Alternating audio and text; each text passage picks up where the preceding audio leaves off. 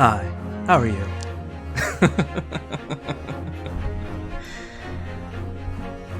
Alright.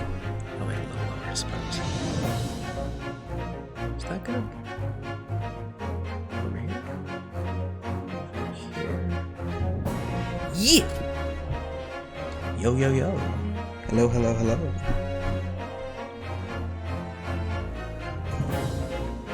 Alright, good. Everything appears to be working on the stream. Hey, Blue Draconics.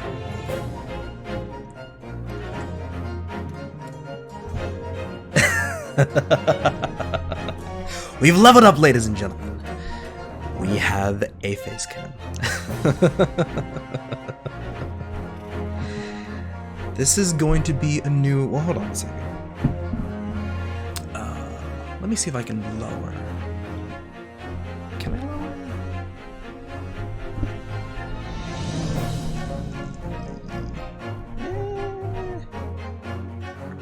I'm gonna say that's okay. I'm just gonna say that's okay. Yeah, okay. We got it.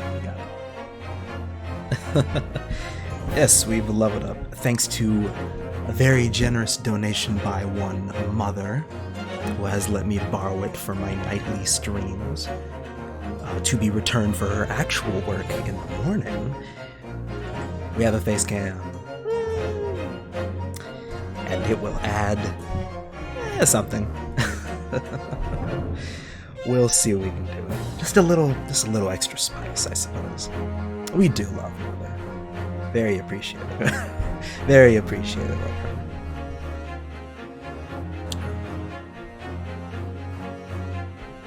Yeah.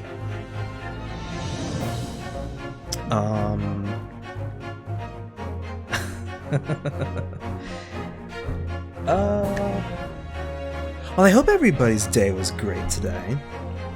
I slept in throughout most of it. And then I went out to play something called it wasn't specifically frisbee, but it was what did he call it? Like a disc toss-off, I want to say. So consider it like golf. You're going through I guess golf courses, and you have instead of there being golf holes, there's little cages that you can throw a disc or frisbee into, and then you just throw a disc into it from far away. And that was a new experience. Boy, type in the chat like all the rest of the good people.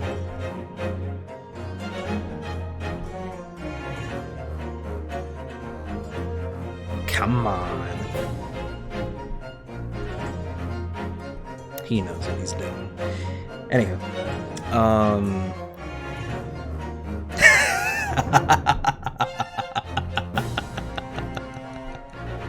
What, you too afraid to type in the chat? Oh, poor baby.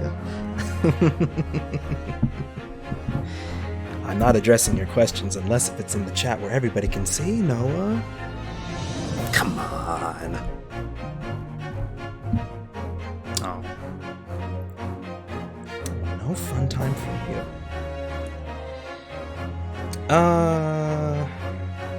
Anywho. Yeah, I did that this afternoon. And, then I got cocky. And I ran after the frisbee because I wanted my friend to throw the frisbee and I can just run and catch it.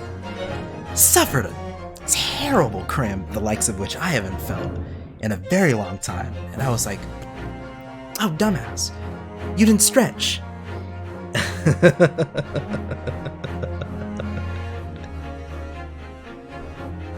Oh, please, you're fine. But yeah, so I'm suffering from a cramp. I've taken my medicine with a full glass of water, but just in case, this will be a little water bottle for the evening into morning. So yeah, that was my day. I hope everybody else had a great day.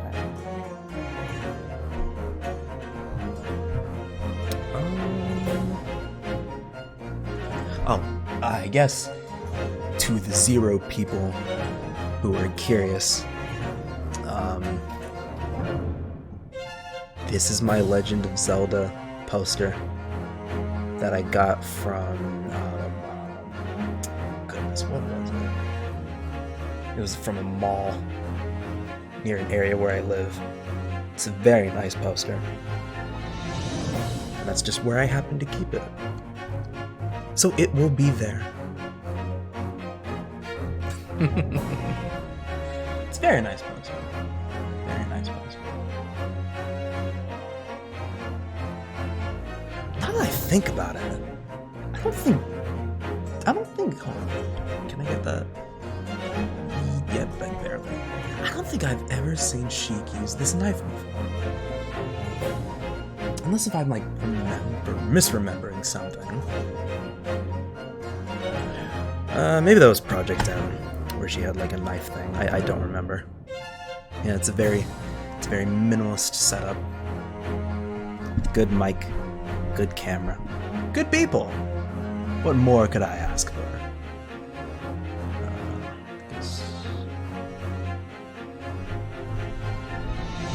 Rest in peace, Project M. It lives on through tournament play.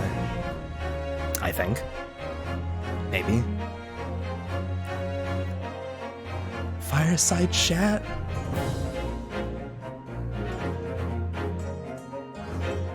Oh, you use a laptop and earbuds. Yeah. That's kind of... Yeah, I get that. I get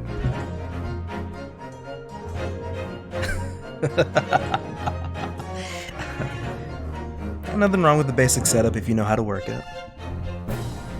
Nothing wrong with that. Anyway, we will not be fireside chatting. We don't do that here. It's not. We don't do that here. That's not what we're about. We were gonna play an ice game, you know, Ace Attorney. No shitting. Come on. Just chatting stream.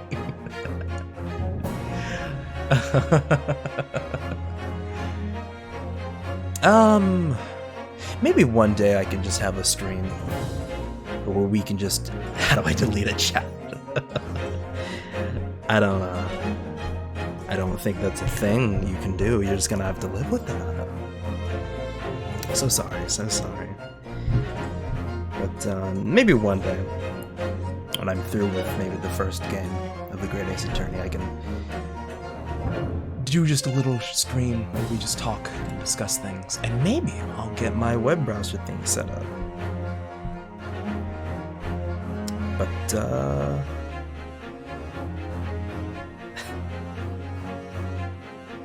yes, in the toilet, in the bathroom, keeping it real. Let me reposition my keyboard.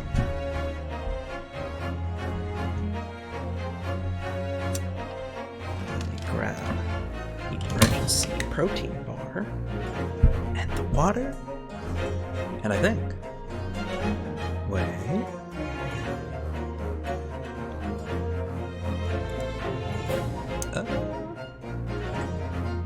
yeah, that ought to do it. You just got back? Well, you just got back right when we're about to play the game. Anywho. Okay.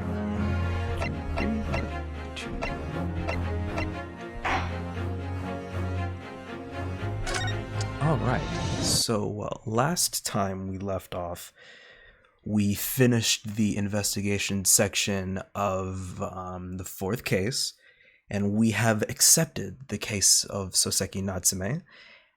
And now here we are, in court.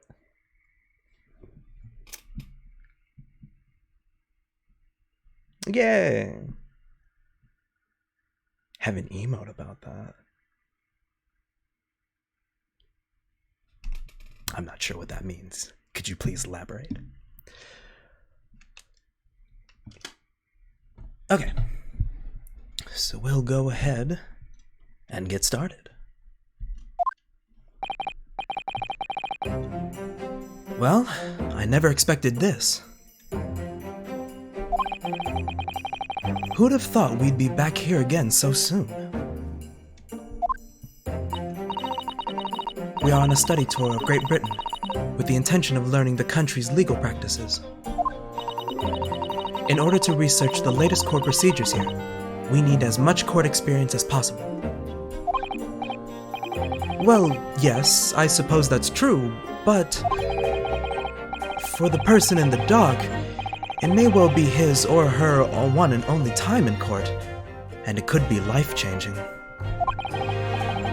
In which case, treating it as research may seem a little crass.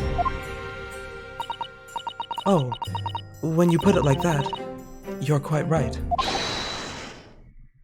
Good morning. Oh, totally not the... Oh my goodness, his eyes. Oh, he couldn't sleep. Of course he couldn't sleep. Oh boy. Mr. Natsume. Good morning. Oh dear. Are you alright? Your eyes look terribly bloodshot. The early bird catches the worm, as they say here in Britain. Yes, I've heard that expression. But I really don't want to catch a worm.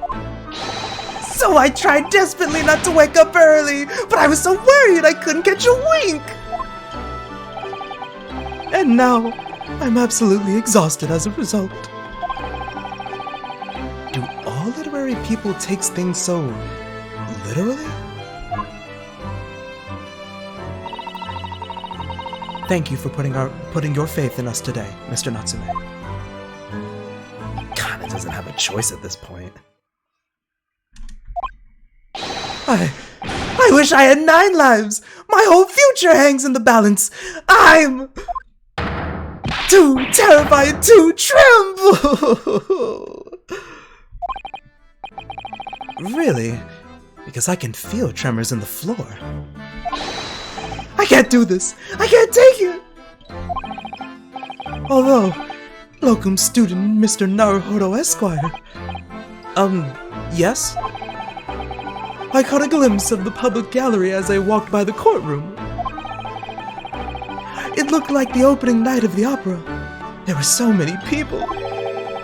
I had no idea my case was such a notorious affair here in London. Oh, neither did I. Do you know why that might be, Miss Susato? I'm sorry, Mr. Naruhodo, but I have no idea. So that all-knowing look on your face is just coincidence then, is it? Don't hide the truth from me! It's because of the Reaper, isn't it? Lord Van Zeeks? Is that right, Miss Susato? I purchased as many different newspapers as I could find this morning. And yes, Lord Van Zeeks is on the front page of every one. I knew it! Sometime after the prosecutor was dubbed the Reaper of the Bailey, he stopped appearing in court, it seems. It's been several years now, in fact, until the day before yesterday. Her dude is indeed coming. Yes, Inspector Gregson told us something similar, didn't he?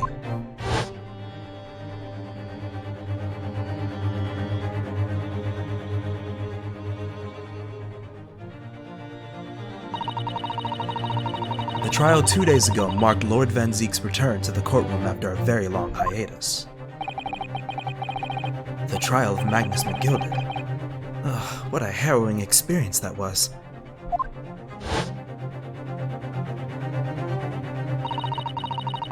I believe that appearance made even greater waves here in the capital than today's. But we wouldn't have realized, of course, having only just arrived in the country.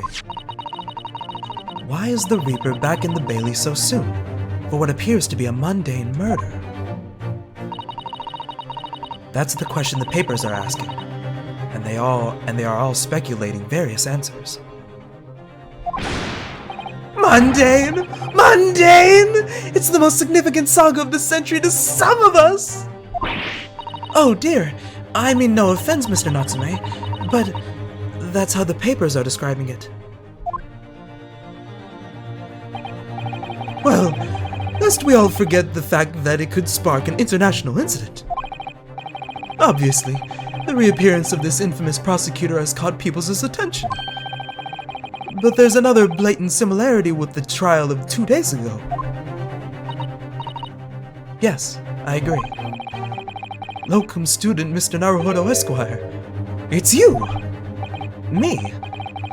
Well, I suppose that's true. Both times, it is you who stands against this legendary prosecutor. It can only mean that you're friends with the Reaper!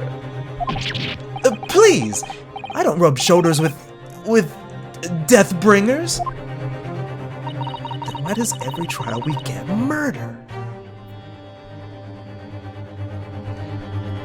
I'm afraid that there's really only one other explanation. It can only be another example, Mr. Naruhodo, of your uncommon bad luck. Thanks for that. Oh, this is just my luck. Why must I be represented by a man with such frail fortune? By the least lucky lawyer alive! Well, let's not forget that it was you, Mr. Natsume, who asked me to represent you. Yes, it's true that I'm just a student, new to London, with little in the way of experience or skills, or luck. But I promise you this. I will fight your corner until the bitter end, and I will believe in you, Mr. Natsume. Oh, benevolent locum student Mr. Naruhodo Esquire! You're not alone here with us. You're not alone here with us, Mr. Natsume. Whatever happens, we will always be on your side. Oh, benevolent non-locum assistant Miss Mikotoba Esquires. I am in your debt forever. I shall... Mr. Natsume, counsel for the defense. Well, fuck us. Can't have one moment. Just ain't shit around here. Just ain't shit.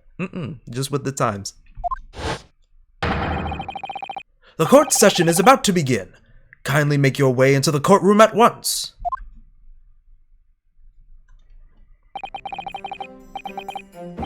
All right then, Mr. Natsume. It's time. Let's go. Yes!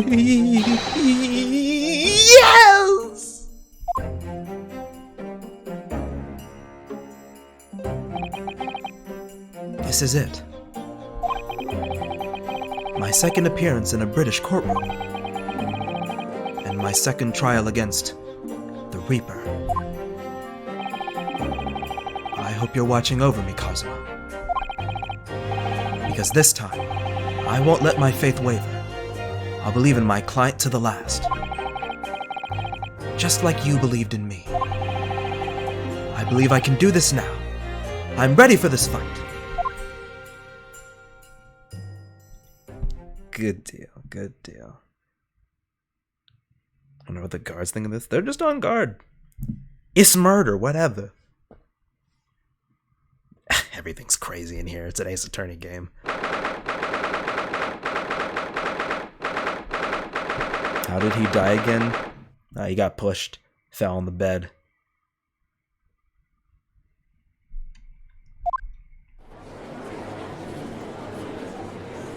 Oh. Seems we have a few familiar faces on the jury. In the name of Her Majesty the Queen, I hereby declare this court to be in session. Yes, I will adapt another fucking voice for the judge, because I can't remember what the last one I did for him. I now call upon the counsels of the prosecution and defense to declare their willingness to proceed. The prosecution is fully prepared, my lord. The defense is ready, my lord.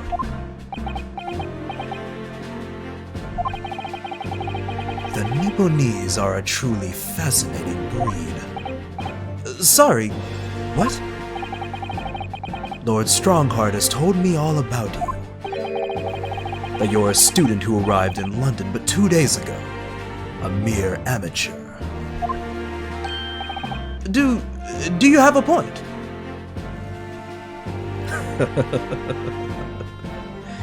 Of course, right off the bat. He's got to get into it before we get into business.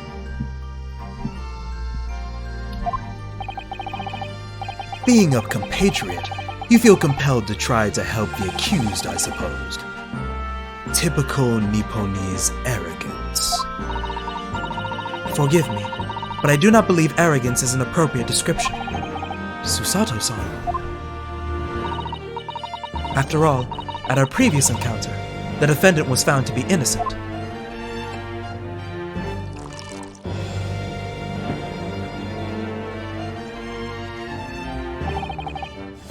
Very true, and the most fascinating, if dark, trial it was too. The tragic conclusion came later, of course. Here's to the acquitted, and his unfortunate violent end.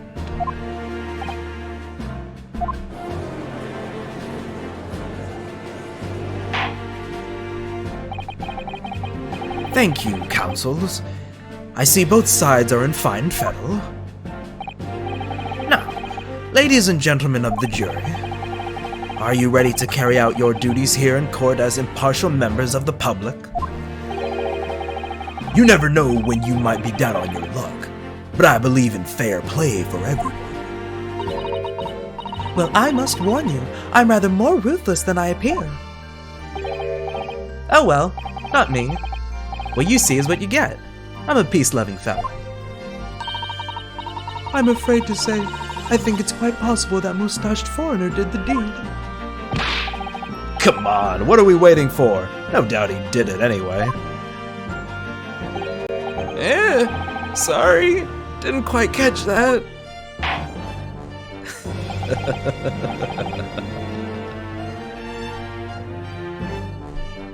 Oh boy.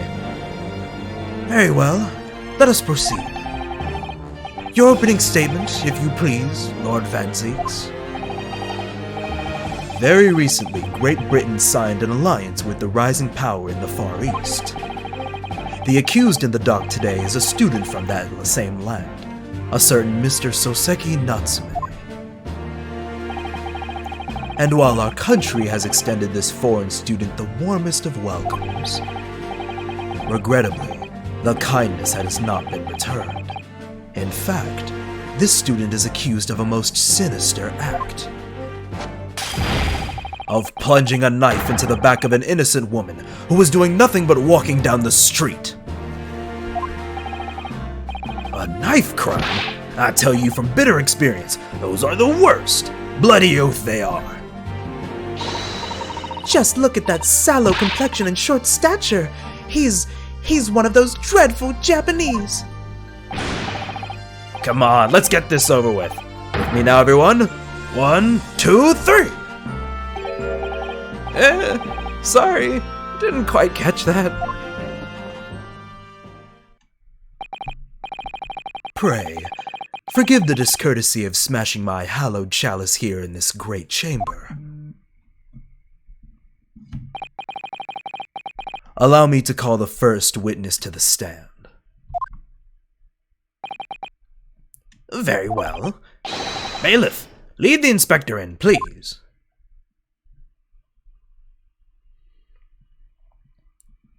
Oh, how is he a juror? I don't fucking know. He just made it. Your name and occupation, please. Yes, sir. Tobias Gregson, Detective Inspector at Scotland Yard. Would you please summarize the events of the case for the court, Inspector? The victim is thought to be a young woman in her 20s by the name of Olive Green. I beg your pardon, Inspector? Thought to be? Yes. Having been stabbed in the back by her attacker's knife, the victim fell unconscious.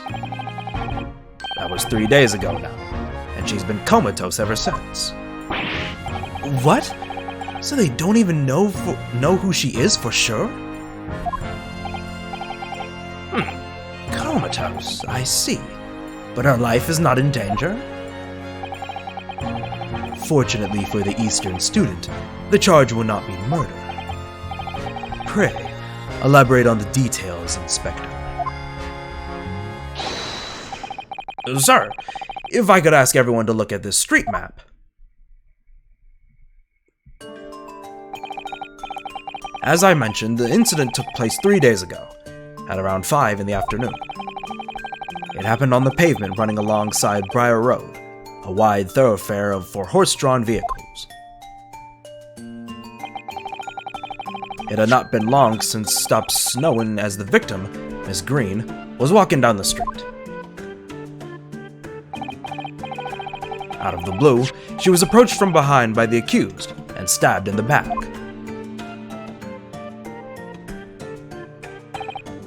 Luckily, the young lady's life was spared, and she's currently being treated in one of the city's hospitals. But being unconscious as she is, we've been unable to take a statement from her, of course. This is the case file where everything we know about the victim so far. Thank you, Inspector. The court will accept the documents as evidence, if you please. Neat.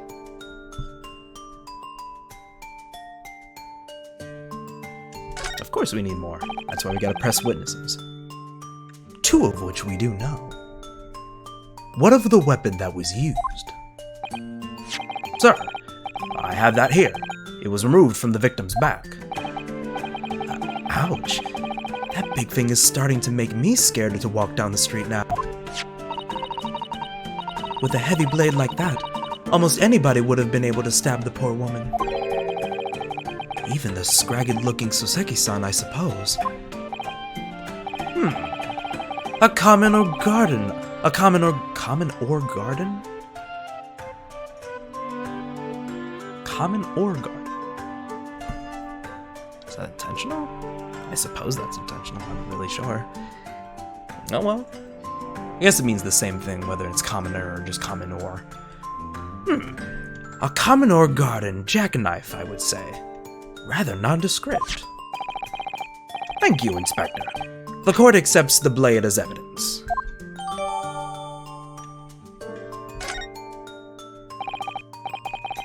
Now then, what do we know of the motive? Money or valuables, I presume? From what we can tell by looking at the woman's possessions, it seems she's a poor student herself. Hard to imagine she would have had anything much worth pinching, my lord. I see. Well, in that case, are we looking at some deep-seated resentment toward the victim? I'm afraid I couldn't say. Apart from visiting second-hand bookshops, the defendant, Mr. Natsume, doesn't appear to get out much. At this moment in time, we haven't been able to establish any sort of connection between him and the victim. Yes! So then why are we here? Please explain.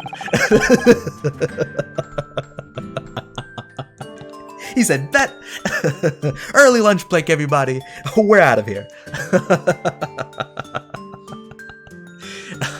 If only.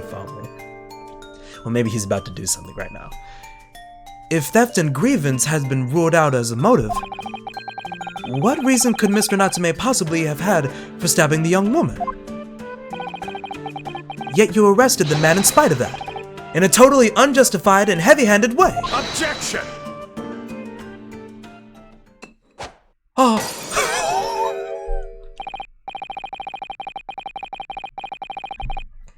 I was wondering when that was coming.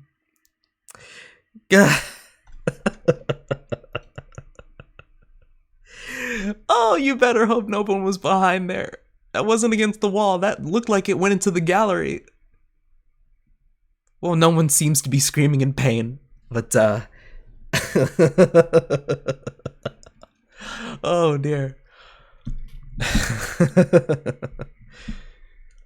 Pray forgive the discourtesy of flinging a freshly uncorked bottle into the public gallery.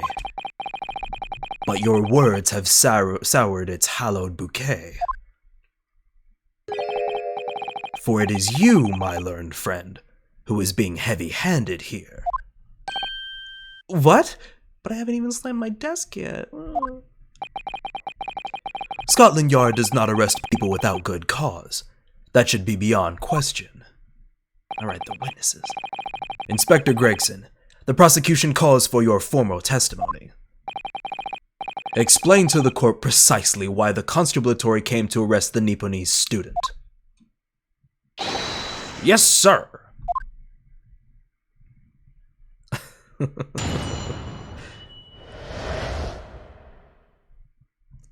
Well, let's see what the reason is.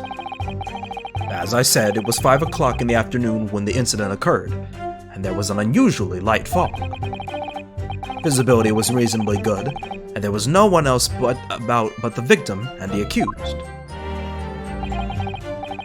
Out of the blue, the victim was stabbed from behind and subsequently collapsed on the pavement. The accused ran off, scattering his belongings all over the floor. Those being a number of old books he'd just bought. He was on his way home from a bookshop, it seems. It was just a mere matter of working out who the books belonged to, but we found the bloke to arrest him.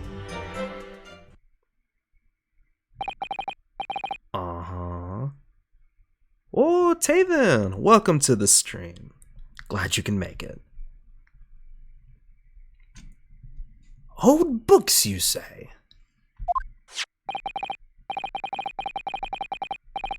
But, Gavin. Shh! We haven't gotten to Apollo Justice yet. Silence! I didn't know we were calling Taven Gavin now. This is what happens when you're out of the loop and graduate early. Yes, my lord. I have a photograph here of the scene of the crime, taken immediately after the incident. Gavin? Now I'm really out of the loop.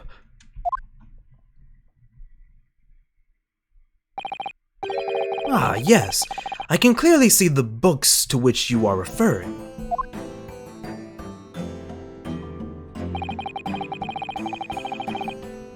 I will take that photographic print as evidence, please, Inspector.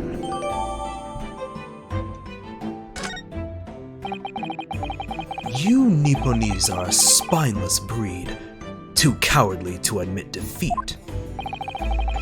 Denying everything despite overwhelming evidence to the contrary. Well, Forgive me, Lord Van Zinks, but the defendant is not denying everything, as you put it. What are you doing, Mr. Sato? Do go on. Don't... Vince, Taven, stop it.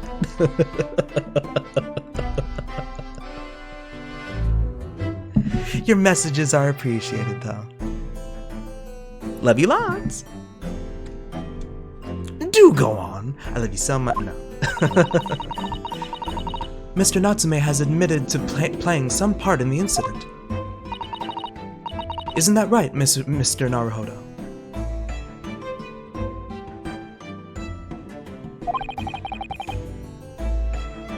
Well, now that you mention it, when we visited him in the prison yesterday, he did tell us what had all happened.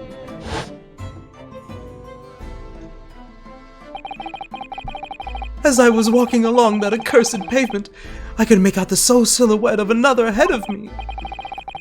A woman, wearing a green overcoat she was, and just as I went to overtake her,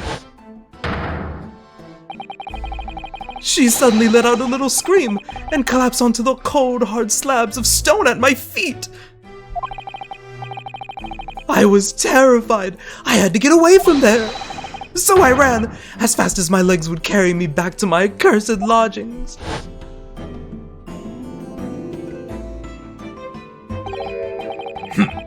A green overcoat? Well, that's exactly what the woman in that print was wearing. Oh my, a photographic print in full color. What will the world come up with next? The defendant has done nothing more than admit he fled the scene of a terrifying incident. That does not mean that he's guilty of the heinous crime of stabbing the woman in the back. There was nobody else there at the time, just the two of them, the victim and the accused.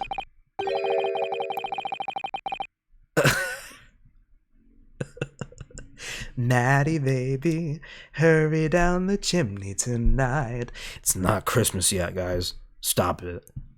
Her cheeks look like tumors. Don't get fat, kids.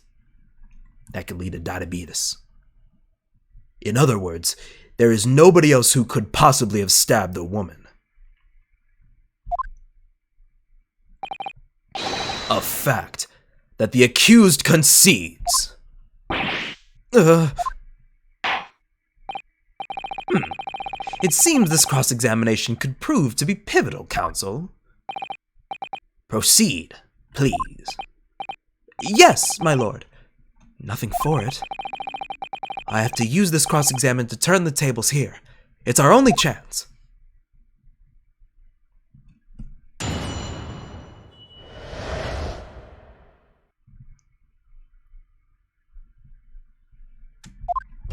It's no problem, Vince. I don't know if you're using your phone or your computer. Sorry, it's not working. Laptop. I don't know what to do about that, honestly. It seems to be working fine on my phone, so I don't know what the deal is. Oh well. Glad to have you here regardless.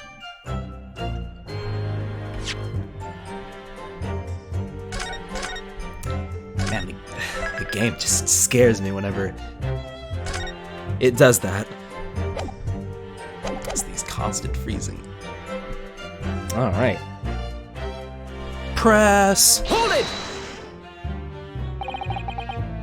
A light fog, you say? Well, light for London. You could see the opposite side of the street for once. Not much farther, though. That's light, is it? Around these parts, yes. Not something I expect a Japanese fellow like yourself to know, of course. I've read that London is famous for its fog. But in my country, people usually imagine that gives the city a rather beautiful appearance. How quaint. Yes, well, it's not something us Londoners tend to romanticize, as I expect you can appreciate. I see. At this time of year, the fog causes a large number of accidents, especially when it's heavy. The hell are you saying big map for?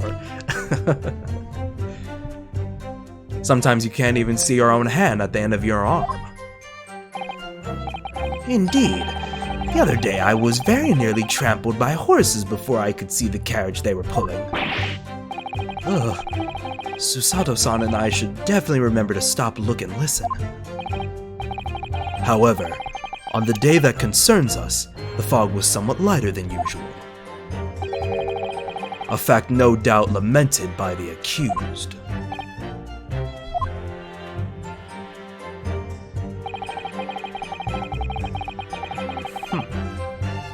Let's see what we can get here. Hold it!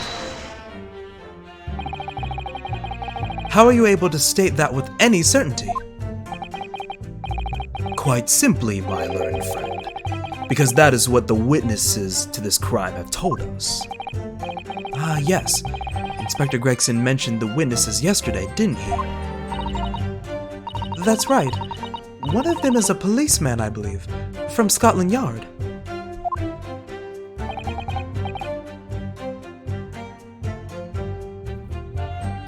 I don't like that. I don't like what I just saw. None of this, please. That is correct, ma'am. Oh. Then we must hear their testimony. The prosecution will, of course, call them to the stand, should it be necessary. But wait a minute. At 5 o'clock in the afternoon in the middle of winter, it would have been dark already. No matter how light the fog might have been, no one could have seen. I'm unaware of this situation on your tiny island in the east. But here in the capital city of Great Britain, all main roads are illuminated in the night by gas streetlights. Ah! The prosecution believes there would have been ample light by which the witnesses... The prosecution believes there would have been ample light by which the witnesses... by which to witness the crime. Work it out, man. Work it out. I gotta go? Well, thanks for stopping by, Ments. Take care and be safe. Quite. Here in London, for the first time in history, mankind has completely conquered the darkness. It is a nice game. Take care, Ments. Which means we really need to hear those witness statements. If I could just get through the fog of this cross-examination, maybe we'll be able to. It seems the counsel for the defense is taking stock. Continue with your testimony, Inspector.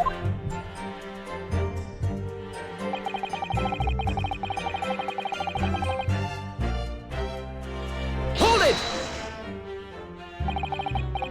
From behind, you say? That's right, as you can see from this print. Yes, quite so, Inspector. The handle of the weapon is clearly protruding from the victim's back. And you say this poor woman, Miss Green, remains in a critical condition? Comatose, no less? I'm afraid so, my lord, yes. She's being treated at Bart's. I was hopeful that she'd come round before the trial started so I could take a statement, but it wasn't to be. Yes, that is indeed a pity. It would have been most illuminating to hear the victim's own account of events. Luck is on your client's side, it seems.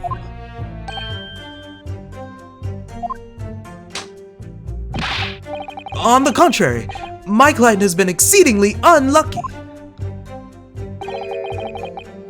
Your force of tone is seriously undermined by those disturbingly wide eyes, I'm afraid. Okay,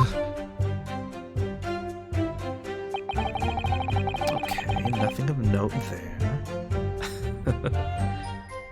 Hold it! The dude do be bug-eyed. He's got those beady eyes, it's crazy. Mr. Natsume's belongings.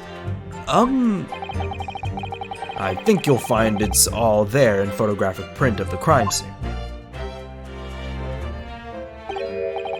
Yes, the 3 books on the floor. That's right, my lord.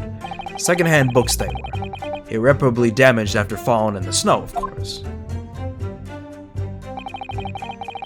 The accused could easily have carried all 3 books in one hand, which means his other hand would have been free to wield a knife, for example.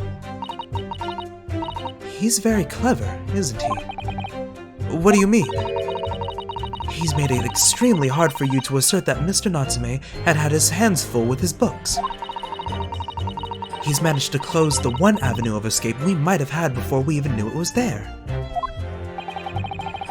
You mean to say that the defendant was holding his belongings as he thrust the knife into the woman's back? That must be what happened, my lord, yes. Lovely.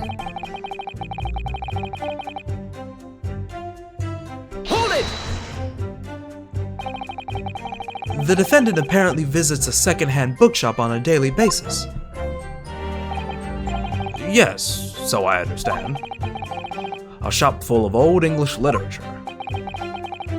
I commend the accused on the lofty subject matter of his scholarly attention. Anything that strokes y'all off makes y'all look good, sure.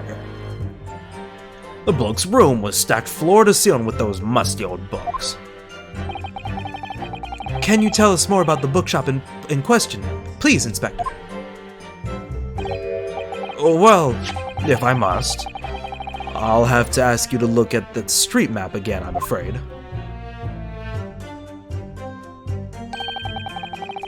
The closest second-hand bookshop of the accused's lodgings is this place here, Bourbon Books.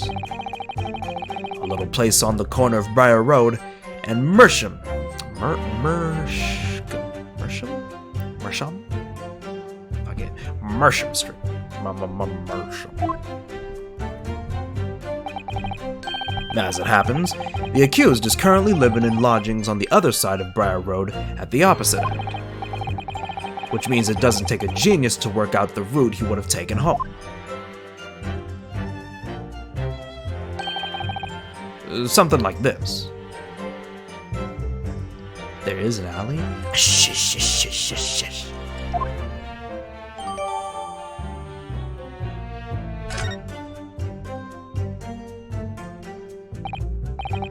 Yes, I do concur with your conclusion, Inspector. The defendant would certainly have passed the scene of the crime on his way home from that particular shop. Mr. Naruhodo, I think that what the inspector just told us could turn out to be of vital importance. Yes, I agree. The most important point of the that the inspector just made being... Okay, sure, I guess we'll take a look-see here. The name probably doesn't mean anything. I don't think the stock would matter. So, by process of elimination, the crucial detail in which you have just told the court, Inspector, is the location of the bookshop. I couldn't agree more. So, where is it exactly? You wind me up, sunshine! I just explained that! I got the map out and everything, used red bloomin' ink, and drew the bloke's route home for you. And I distinctly remember seeing you nod along, Counsel. Damn, it really fucked me up.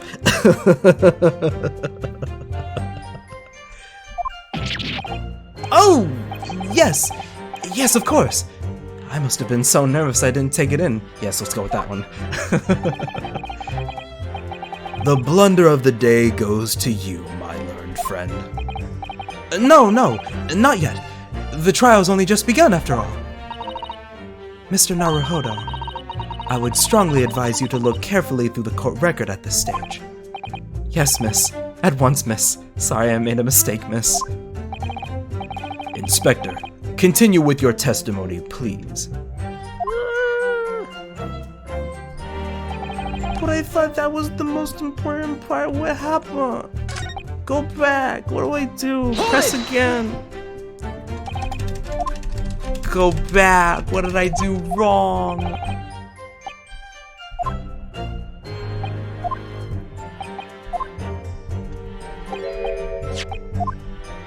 Wait.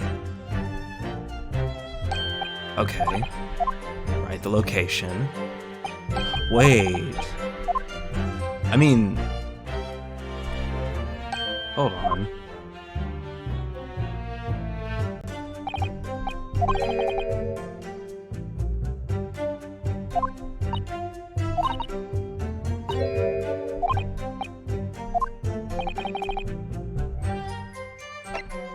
I doubt the name would be important, so I guess the stock would be second on the list. I often think, Inspector, that what really makes for a good bookshop is the quality of the books that they stock. That wasn't it either, oh my goodness. Yes, I think I'd agree with that. For example, you go to a shop to buy a serialized set of novels. But when you return home, you find to your horror that the third volume is missing.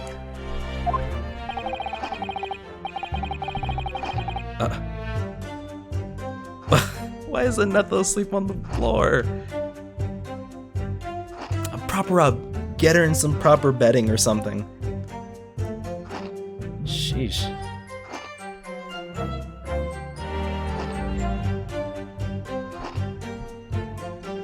Doesn't bear thinking about.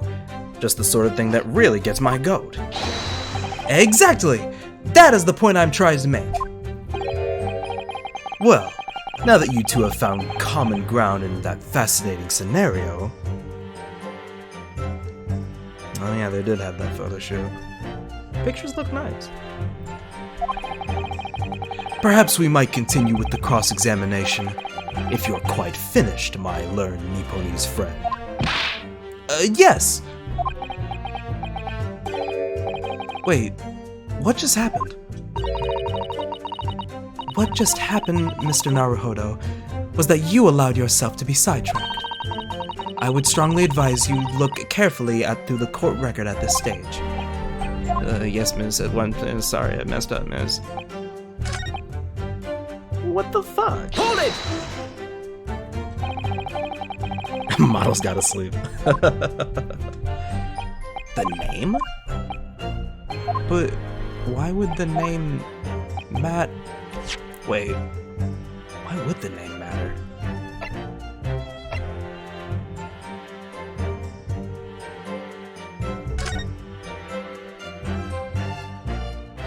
Oh. You see this, kids? This is why we look at the evidence when it's being brought in.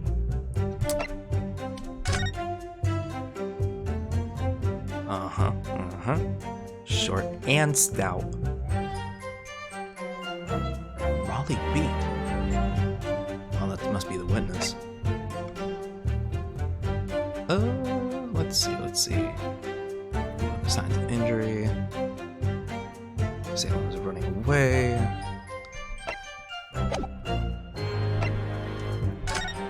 I guess we can look at the knife. See what's what.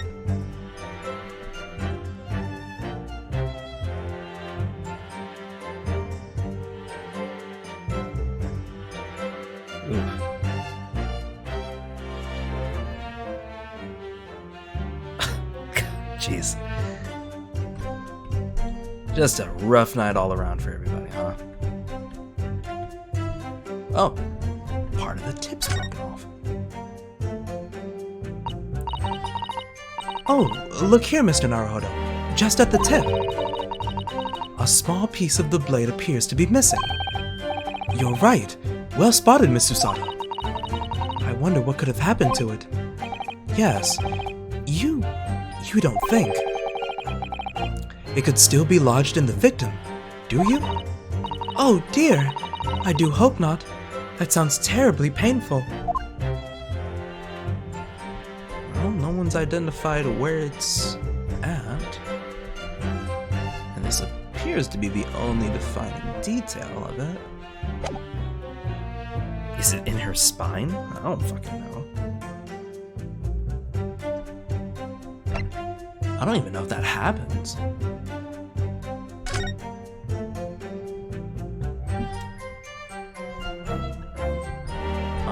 Yep. Red book, blue book, yellow book, green code. No, doesn't work. Didn't work. So, like, yeah. What happened? Oh, game, please. Game, come on.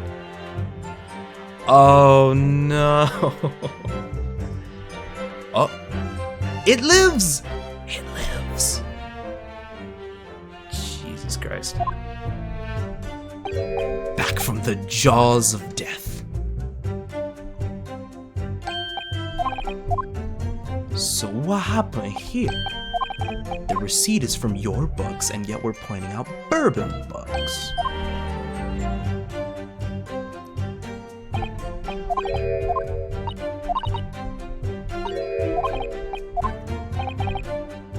Incredible. by process of elimination of my process of elimination, the bookshop's name is the most important thing.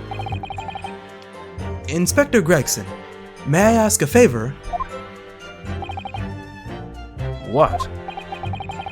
Would you kindly add the name of the bookshop to your formal testimony, please? I believe it may be of vital importance. Maybe. Oh, well, you know, I mean, yes. It could be a very important clue. Yeah, the frame drops are atrocious. But it gets back on its feet. What was the name? Answer me, what was the name? Very well. Not that I can see it bring of any great significance. But please revise your testimony accordingly, Inspector. Yes, sir, my lord. Whatever you say. Could the man be any more sardonic?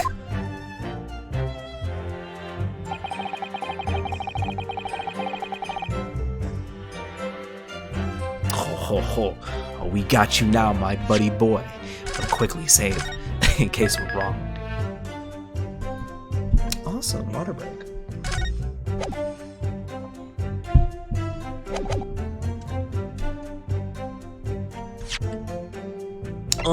Actually... Objection. If I could just stop you right there, Inspector Gregson. What is it, Sunshine? I'm a busy man, you know. This is a receipt that we found in Mr. Natsume's room. It was issued on the day of the incident, and details the purchase of 3 second-hand books.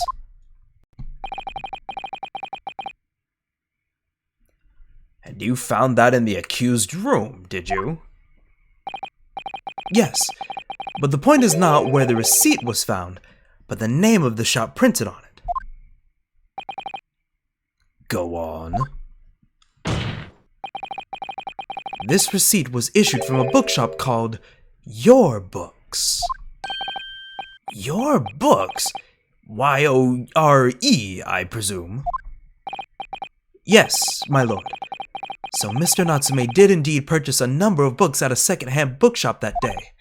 However, the bookshop in question was not Bourbon Books. What? Inspector, do you know of this other bookshop? Yes, sir. Your Books is another second-hand bookshop not far from Bourbon Books. It's just that, well, it's such a small place, I didn't think the accused would have known about it. But in fact, that is the bookshop which the defendant visited on the day in question. And this receipt proves it. Objection! Yes, for what difference it makes. Wherever the man purchased his musty tomes, it makes no difference in the final analysis. Objection! What do you mean it makes no difference? I disagree. I mean, after all, I have the street map here, if that might be of help. Oh, yes, thank you. Have a look at this, please. If the defendant had been returning from Bourbon Books, then yes, he would almost certainly have passed the place where Miss Green was attacked. However, if we take into account the fact that he was actually at another bookshop, Your Books, it may very well turn around that he wouldn't have passed that location at all. Could that be true? My, it rather depends on where this other bookshop is, but I do declare it may be a possibility. Is that right, Mr. Lawyer, sir? What you just said? Absolutely. It absolutely could be right.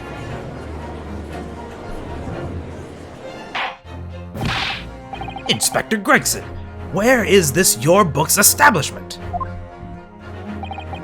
Well, obviously we looked into that. Oh, where could it be? Come on, show me the money. Show me the money.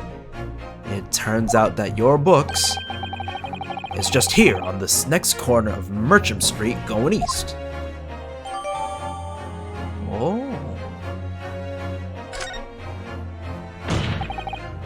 there you have it.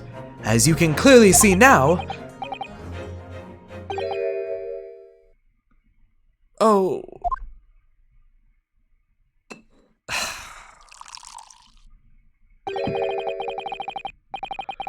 My learned Nipponese friend is obviously in training to be a clown, the way he regales us with such witticisms. To your future career in the circus. Oh my god. I was wondering when that was gonna show up. You are not a clown yet, but you are in fact the entire circus. Oh, damn. You put that glass down now, or I'll put it down for you. I, didn't think I needed to spell it out, but here we go. If the accused was coming home from your books instead of bourbon books, there's no doubt he still would have passed the place where the victim was stabbed. Yes, thank you, Inspector. I'm on my clown shit.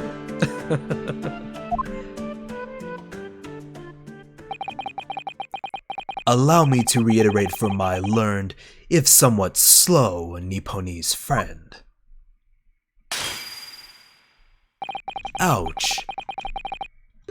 Wherever the man purchased his musty tomes, it makes no difference in the final analysis. Ah!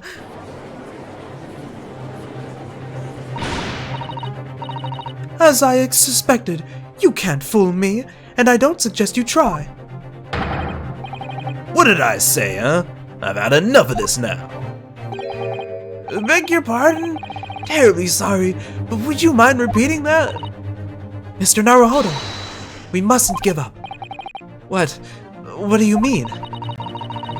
If the prosecution's assertion is correct, the members of the jury may very well decide that Mr. Natsume is guilty. Oh, even the music's dropping out. We're slowly losing grip on reality, oh no!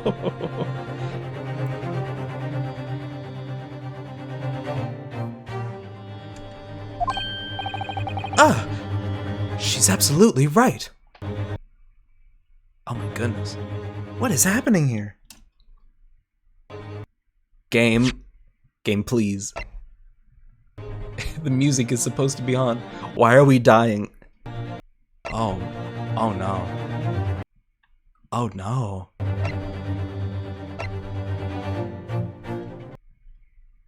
Oh dear. Why is the music cutting off? Is it something with the stream? What's the deal here?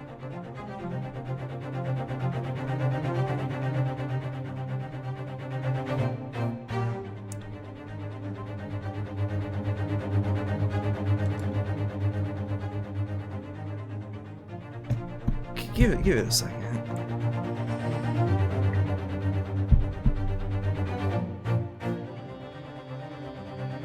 Okay, it sounds fine now. I guess we'll continue.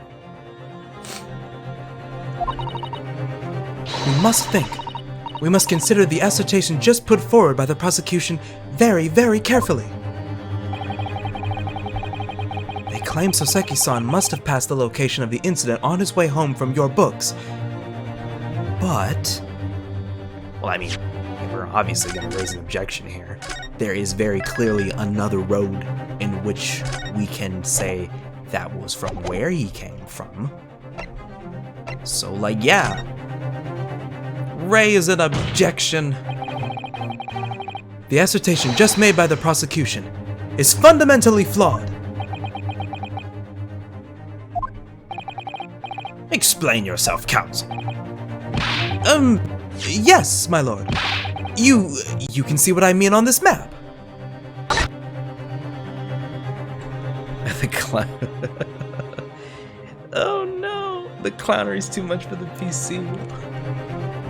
Maybe it's the Maybe it's most likely the camera. That's most likely the problem.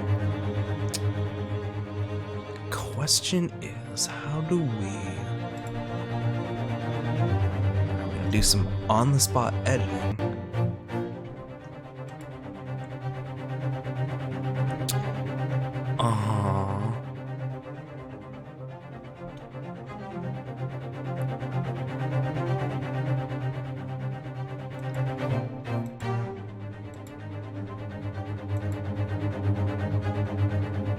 Oh dear. Yeah, something's been going on with the sound effects. I'm not too sure what the deal with that is. Need to look into it for another day. It might be the camera's fault, but I'm not entirely sure. We'll just be very careful. Hopefully we won't die.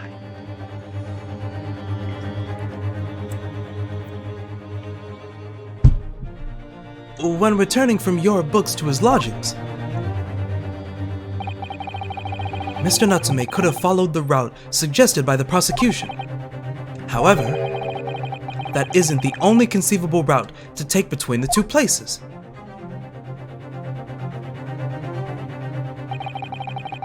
If the defendant used these streets, look what happens. He arrives back at his lodgings without passing the location where the victim was attacked. Objection! Talking back to a clown is a fool's errand, of course. However, I feel compelled to point out that that route is what is commonly referred to as the long way around.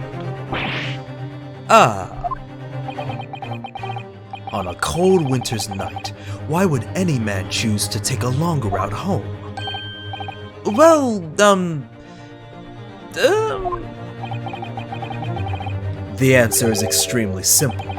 He wouldn't. In other words, the accused took the obvious route back to his lodgings, and is the obvious perpetrator of this crime. Objection! But, aha, yes, I've got it. Obviously, we must ask the man himself. Ask Mr. Natsume which route he took home. I have already informed the court of the accused's response to such questioning. He claims he has no recollection. How the fuck? Is it the first time you bought those books? Isn't that a place that you frequent? What? How does he not recognize which route he's taking?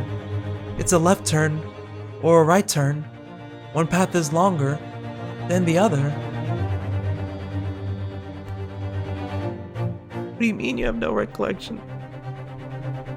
He's a tourist, he doesn't know the different routes?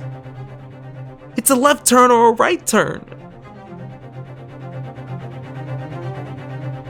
Well, it doesn't matter if the fog was light, it was still cold as shit.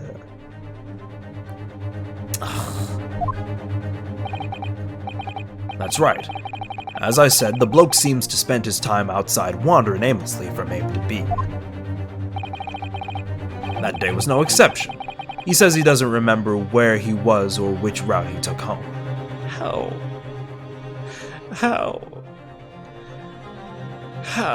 Please help me, Natsume.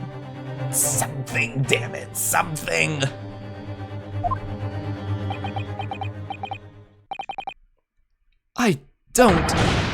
I don't believe this!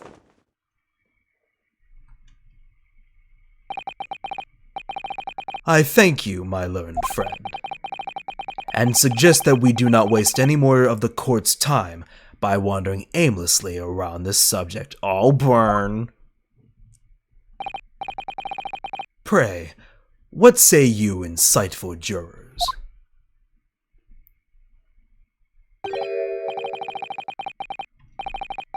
Was traumatized? Yeah, that's possible. Fuck. Oh no. Oh no. Oh, I missed some dialogue. What happened? Everybody's pissed. Ah, shit. Oh no, game. Game, please. Pretty please. Don't die on me. I know we introduced the camera. Please. Oh no. Oh, this is terrible. Oh no.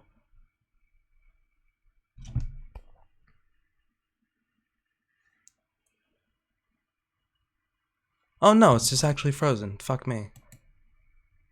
Oh no.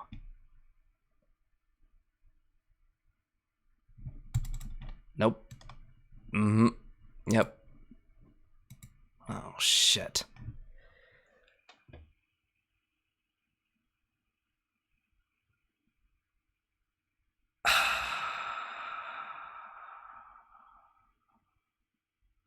This is what happens when you miss dialogue. You try to go back, and the game says no.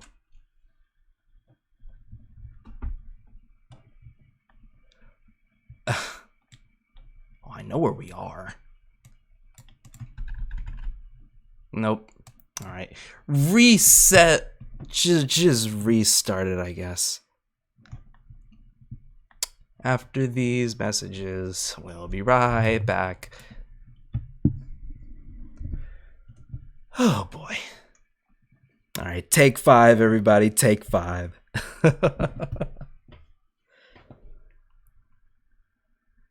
Oh boy. This is what happens when you try to include an element into your stream that you don't test beforehand too thoroughly. This is what happened.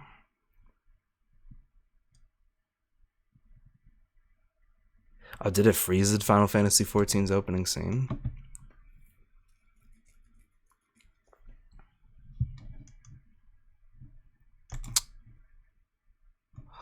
Welp.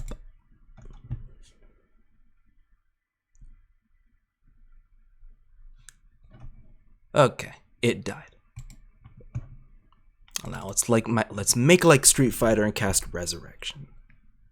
Bathroom break. I agree. Or unless if you're watching this on the bathroom, in which case, hey, you're ahead of the curb. Oh. Well, that will help. In the long... Damn, I really heard that oof just now. And now we can shit. I agree.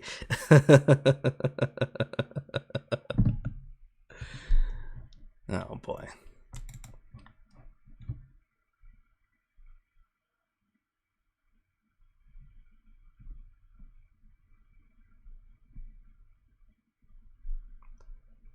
Yeah, the only thing I remember about 14 1.0 is I think oh god, that was back when the YouTuber semi-popular YouTuber Spoonie, the Spoonie one I believe, did like his reviews of Final Fantasy like 8 a long time ago. And then he did one for 13, and he briefly brought up, the weird foibles of Final Fantasy. And he very briefly showed a clip of what 14 used to look like. And yeah, that shit did look kind of boring. But that's, I think, all that I did see, other than the game literally dying. In glorious fashion.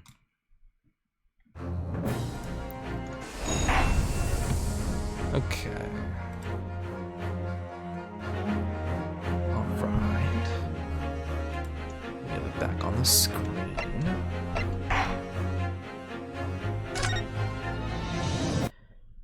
Okay, how far back do we need to go?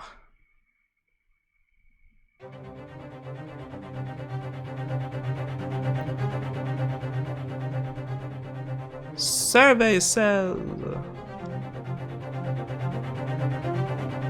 Alright. That's about.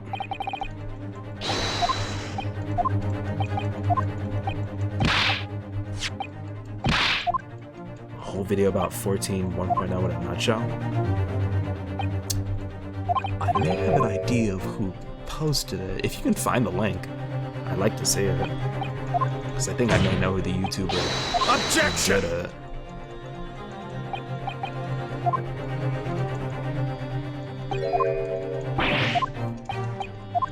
Oh boy, oh boy, oh boy. Objection! Banana. Banana.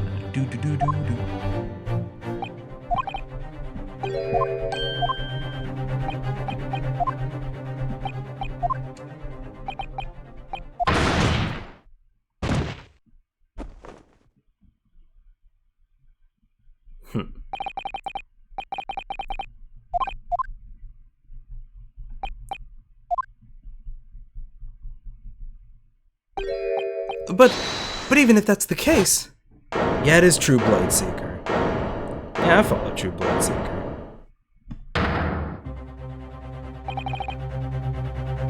I'll give the video another go through.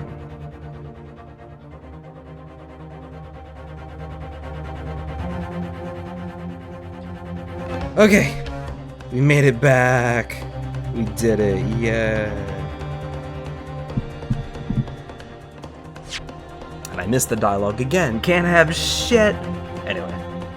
But even if that's the case, the defense still... I agree with Lord Van Zieks. Wholeheartedly, and in every way. What? I don't believe it. Does this mean... We members of the jury are completely convinced now. I'm glad to see we have a hive mind going on. Very well.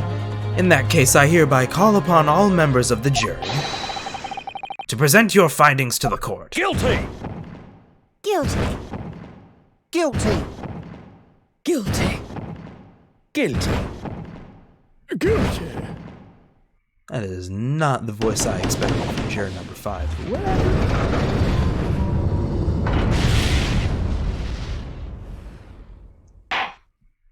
Well, shit. It would appear the jury's leaning is unanimous. I quite agree, Ryunosuke. Fuck life. To the insightful members of the jury, I applaud your brave resolve. You serve Queen and country admirably. Mr. Naruhodo. No, not yet. This isn't over yet. I still have one last chance to sway the opinion of the jury. I have to tip the balance of those scales the other way. I have to turn this around. Somehow. Those are the eyes of Query not yet willing to give up and die.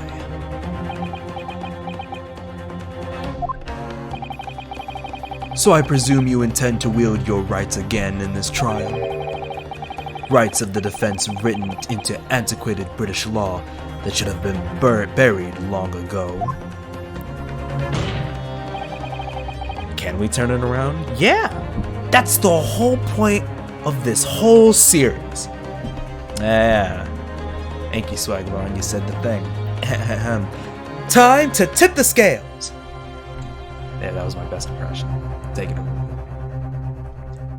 Call it antiquated if you will, but it's the defense's prerogative to carry out a summation examination if it so chooses. Very well, counsel. In accordance with the letter of the law, we shall proceed with the summation examination. Are the members of the jury ready, Mr. Foreman? Of course we're ready. I'm all too familiar with that Nipponese whippersnapper and his unctuous refusal to throw in his arrow.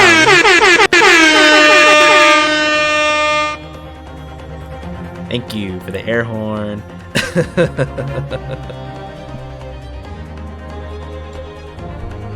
This unctuous refusal to throw in his arrow. Where's Lady First for translation when you need it? Very well then.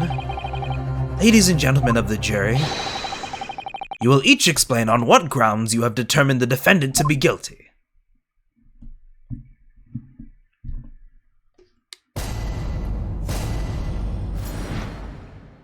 Time to juggle some voices. For pity's sake, that little Nipponese oddity already admitted it himself, didn't he? If he said that a woman in green collapsed before his eyes, why it can only have been the victim? The man wouldn't have gone around the houses on his way back from the bookshop, not in winter. So the poor woman was attacked from behind, was she? How dreadful. I really don't care. Can't we just wrap this up now? I've got work to be doing. Your books. Yes, nice shop then. But bourbon books? No, not worth a visit. Look at this adorable little koala old man.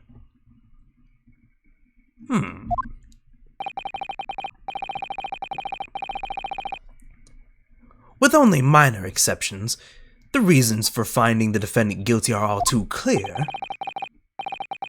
When the stabbing occurred, the only two people at the scene were the victim and the accused.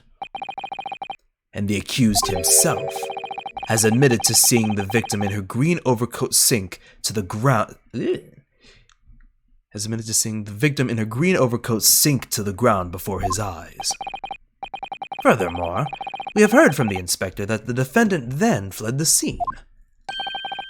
I must say, I would have ample grounds to convict this man already. Oh dear, even the judge appears convinced of Mr. Natsume's guilt now. Why did he have to run away like that? And how are we supposed to believe in some phantom attacker that nobody could see? This is impossible. How can I possibly make a case for the defense? Mr. Naruhodo, this is no time for grumbling. If we want to force the trial to continue... Yes, I know. I have to turn the tide. I must make the jurors change their mind. Well, 4 of them at least. Exactly. We have no choice but to forge forward. You have the floor, counsel. Begin your summation examination. Yes, my lord. I just need to keep this trial going somehow, whatever it takes. Come on, Ryunosuke, you can do it!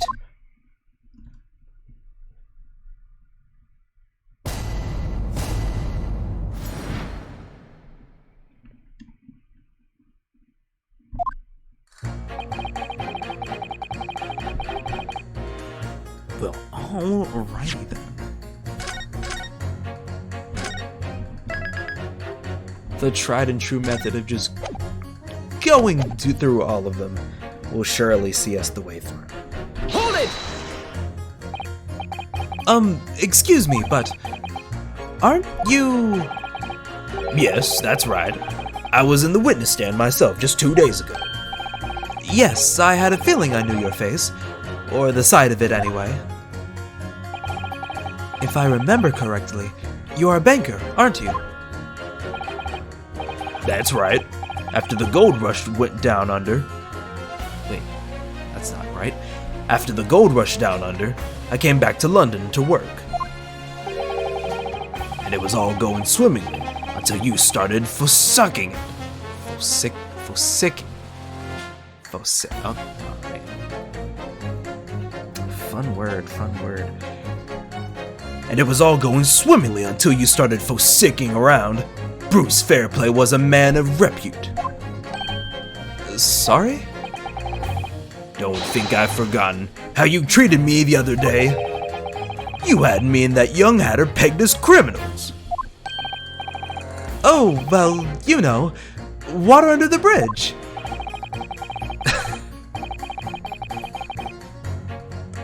He tried it. His closing statements, a very lovely song. Really gets tension going.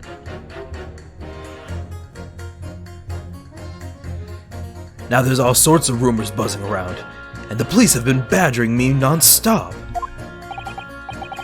If I could turn back the clock. Well, anyway, I don't know about the Hatter, but at least I'm in the clear now. And free to make up my own mind about who's guilty and who isn't. Ah, thank goodness. Alright, maybe I might struggle to change this man's mind, given our awkward history. Oh dear, I wonder what's become of Mr. First now. I don't think we even find out.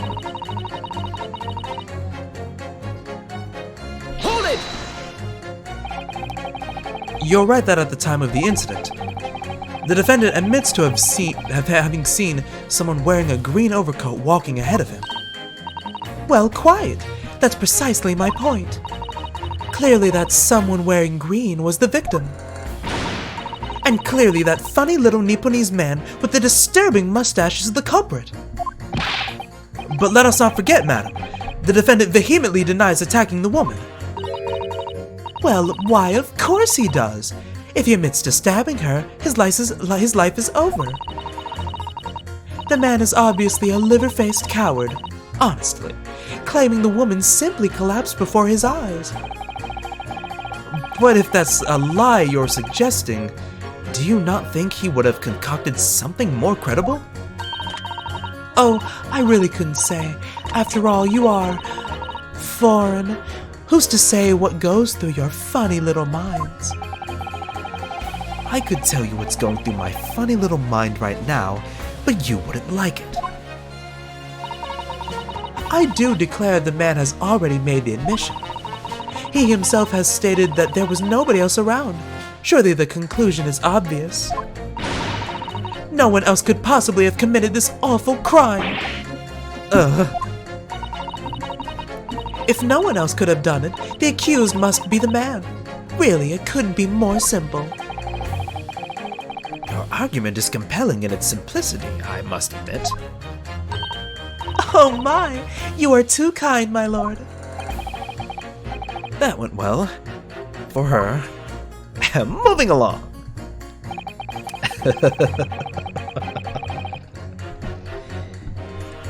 Big time racists. Who cares? It's part of the times. Hold it! Moving right along, we're 0-2. We're about to be in loser's bracket if we can't turn this shit around. But you can't deny that there are other routes Mr. Natsume could have taken back from your books. Oh yes, like you drew on the map, you mean. What was it? Calabash Road or something? Precisely.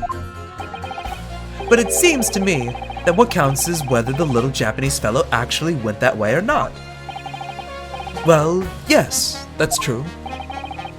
And at the moment, there's no proof that shows he did, is there? Well, yes, that's true as well. And as I understand it, the accused himself doesn't remember which way he went, does he? Well, yes, that's annoyingly true. Winter nights are dark and cold, so the way I see it, you'd want to get home as quickly as possible. Well, yes. Why is this all so true? So really, the only thing that makes sense is that he went home along Briar Road. I'm supposed to be convincing you here. I've given it a lot of thought, you know. I didn't just make up my mind on a whim that he did it. I mean, if there was some logical reason why he might have gone the Calabash Road way, it'd be different. I'd be happy to reconsider my position in that case. Honest, I would. A reason why Soseki-san might have taken a longer way home. Yes, a good reason. I don't imagine you'll be able to sway this young man's opinion without one.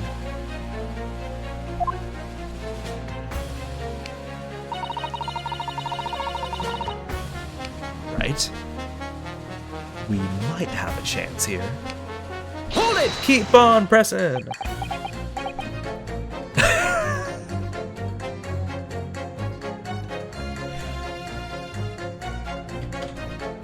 You... Is the beast gonna be in heat in the courtroom, ma'am? I would certainly hope not.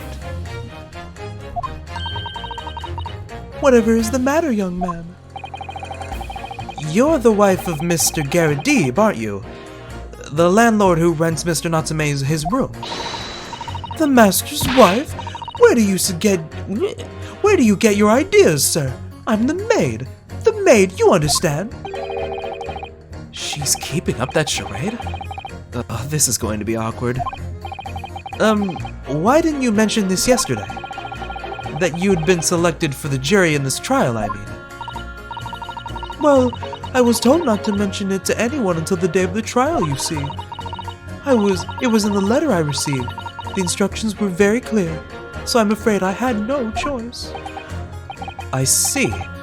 Anyway, Mr. Natsume, the defendant, takes lodging in your master's house, doesn't he? Yes, that is right. Although he's only been a little over a week now. And in that time, surely you must have taken stock of his character.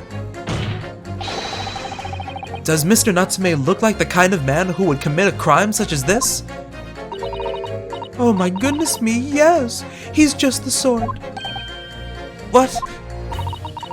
Spending all his time in that dark and dingy room, sporting that unscrupulous mustache. The man never speaks, and don't get me started on those shifty eyes.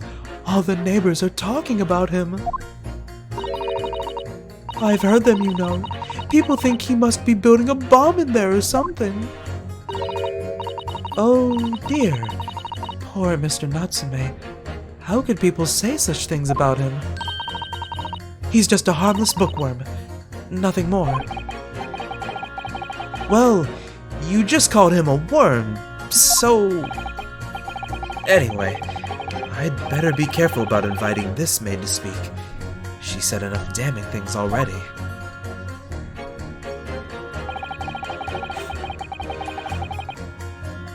Yes, you! Hold it! Oh, we really need to work on you. A man's life is on the line here, sir. This will take as long as it takes. Don't get clever with me now, son. My life's on the line too, and so is my family's. Ah. Oh no, the other side of the argument that is compelling and worthwhile and understandable. Damn, how could I not have seen this coming? The likes of you wouldn't understand, but a laborer like me can't afford to take time off. If I don't work, I don't eat, and neither do the wife and kids. Oh, I see. That must be very hard. I go to the union every morning to find out what needs doing, and if you're late and the work's taken, it's tough. This time of year, there's water and gas supply pipes bursting left, right, and center. They're after cheap labor to get the roads dug up to fix it.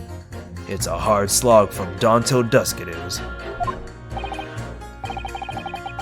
So, you were out digging up the roads on the day of the incident as well, were you? That's right. In fact, if I remember rightly, it was just around the corner from where it all happened. By that old bookshop it was. What? Another coincidence? That's right. Merchant Street, it was. Merchant Street? On the map, Mr. Naruhodo, there are only 3 named streets. Juror number 5, I need you to add that information to your formal statement, please. What's the point of that? Can't we just get this business over with now? Please, sir, it's important. Fine, I'll do it then.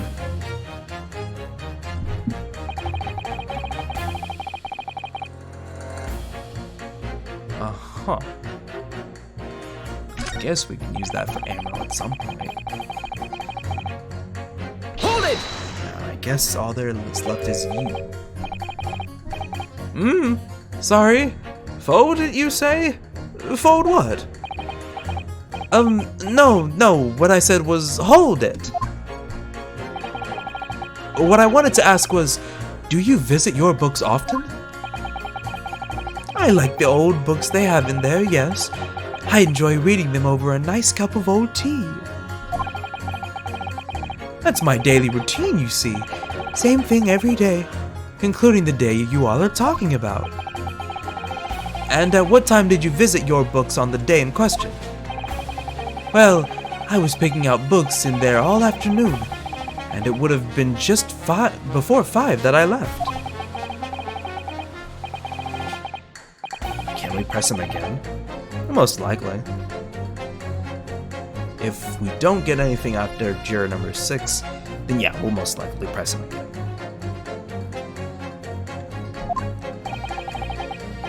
Just before 5, you say? Exactly when the victim was attacked. Are you sure about the time? Oh, yes. No mistake there. I remember it well. I'm not about to forget that day in a hurry. Not after the dreadful time I had. What do you mean?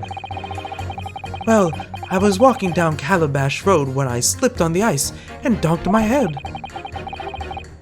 It was always worst after the snow stopped falling. That's when it's most slippery. Knocked myself clean out, I did. I really thought my number was up. Wait a minute. Let me get this straight. This happened on Calabash Road? That's right. I live in Cornpipe, you see. Heading down Calabash Road is the quickest way for me to get back from your books. Oh, juror number 6, I must insist that you add that information to your formal statement. It may very well be extremely significant. Sorry, extremely sick? No, I'm quite alright now.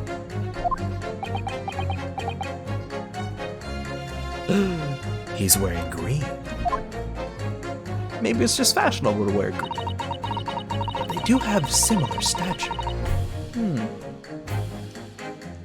It sends a shiver down my spine to hear the members of the jury so convinced of Mr. Natsume's guilt.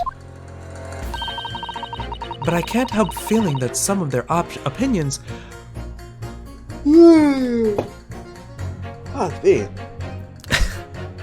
Don't get sleepy on the job, Susato-san. Finish your statement. Some of their opinions are rather subjective.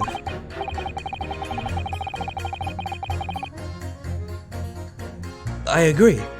It's the irrelevance of what some of them are saying that sends a shiver down my spine. Still, at least some of their assertions don't actually incriminate Mr. Natsume of anything. That's something. We must use that to our advantage, Mr. Naruhodo. Cunningly. Yes, you're right. Let's listen to the jurors again. Carefully.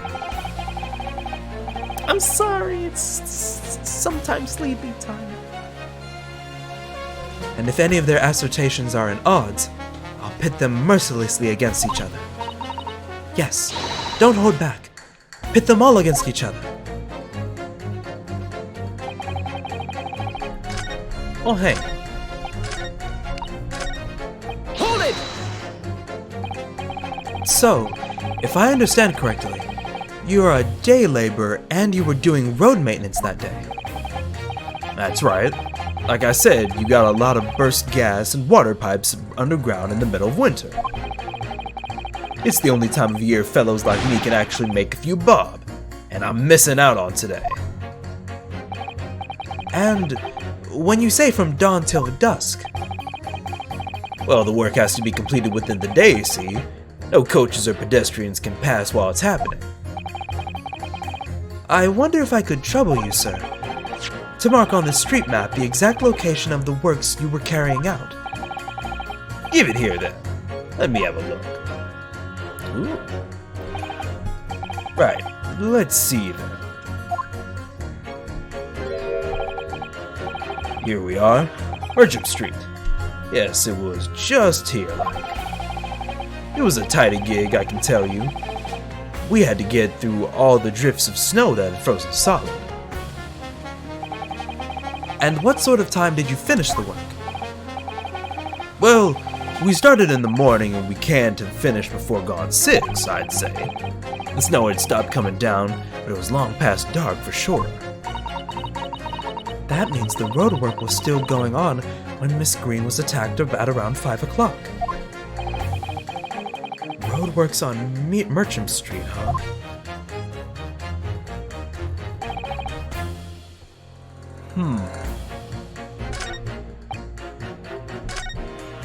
Oh. Aha. The synapses in my brain have fired off.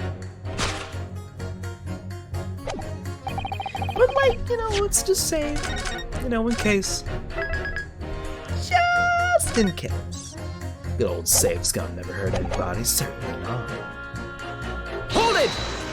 Fucking... Nope. I do not want to sit through that again. God damn it. There we go. Okay.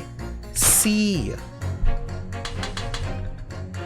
was digging up the street. Wait.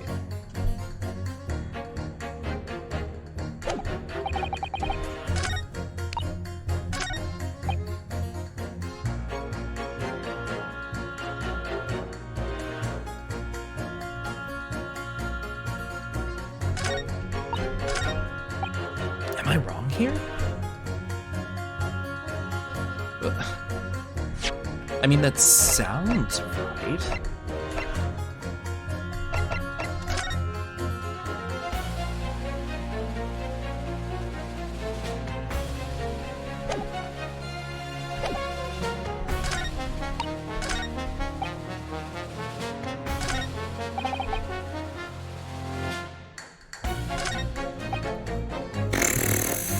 Fuck if I know.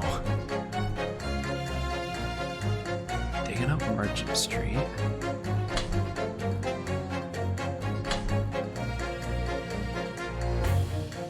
Wait. Oh, yeah. He was digging up Merchant Street, and this guy's saying, yeah, that makes sense. Objection!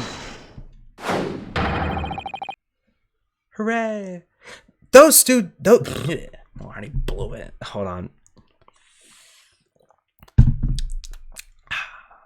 Those two statements are clearly at odds with one another. At odds, counsel? Explain yourself. Please, don't point. It wasn't me, I swear. Huh? What? I just want to get this done and dusted.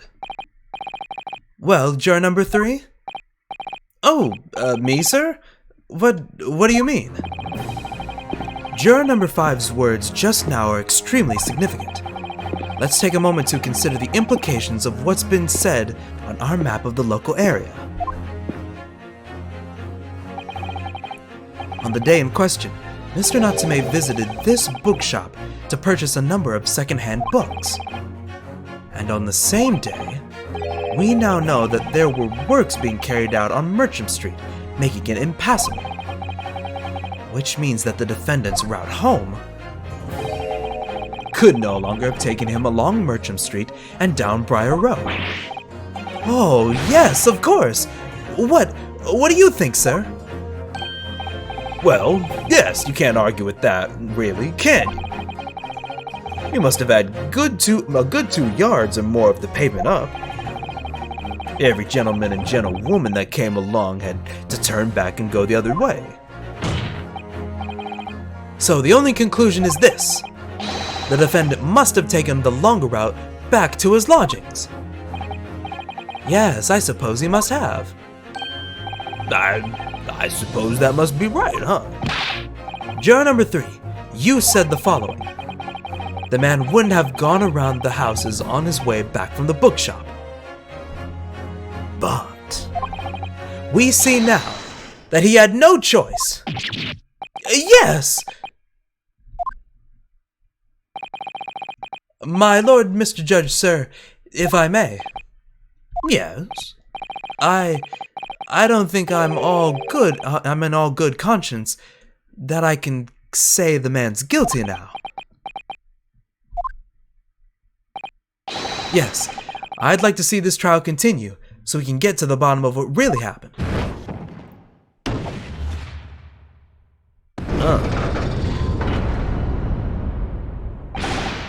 What about you, sir? Huh? Who, me? Well, alright then. If there's a hole in the prosecution's argument, it could be filled in, that's what I say. Everybody, quarter circle punch. Get your fireballs in the white part, please. Oh, well done, Mr. Naruhodo. That was wonderful. Well, we've managed to change a couple of minds at least. It strengthens our position somewhat. Yes, and it will prompt the other members of the jury to reconsider their stance as well. They'll be asking themselves if their current leanings are really right or not. Now, if we could just identify one more clue or discrepancy that would make them stop doubting Mr. Natsume, we might be able to tip the balance completely. Yes, that's exactly what we've got to do. Oh, okay, Blastburn. Fair enough. The jurors can only use 5 moves. We're making it count, though. Van Zeeks is looking to bring this trial to an early conclusion. That's what we have to prevent. By whatever means necessary, we have at our disposal. No, don't mind me, I'm just chilling. Thank you, counsel. On with the summation examination, please. Yes, my lord.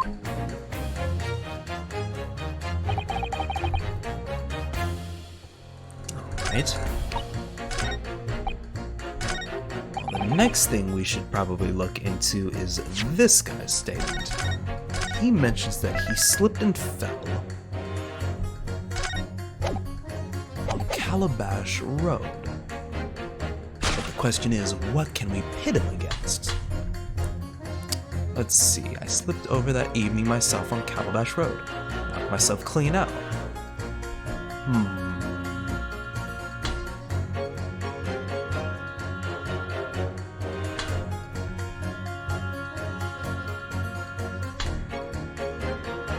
On Calabash?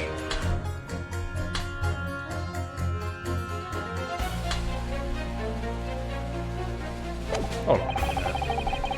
Did I press this guy? That is the C button. That is the X button. And that was around 5 o'clock, you say? The same time the victim was attacked. I don't know anything about the girl who was stabbed, but my dinner's on the table at the same time every day.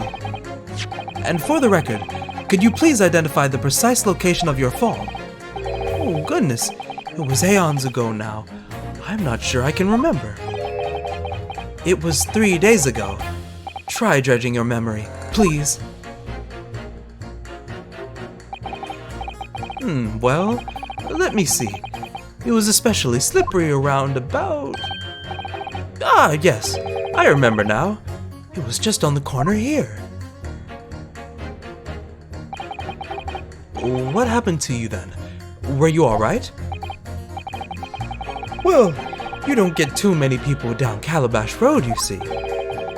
So there was no one around when I fell. No one around when I knocked myself out. No one around when I came to again. And no one when I sneezed. So I picked myself up and went back to my nice warm house where my grandchildren were waiting for me. A sad and lonely picture you paint, sir.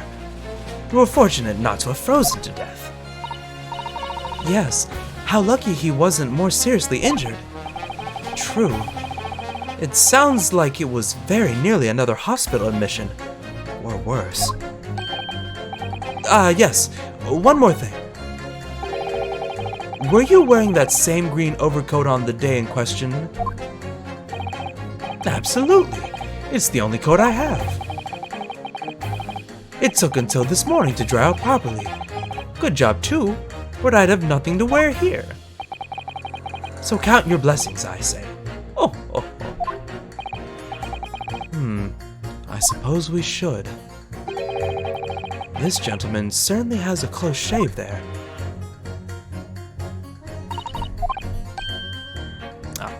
Damn, there was 2 new fucking thingies.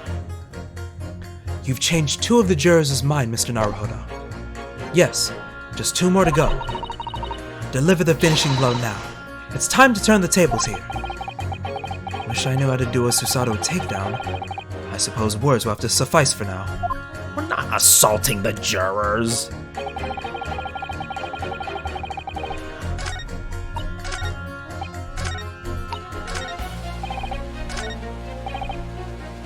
Alright.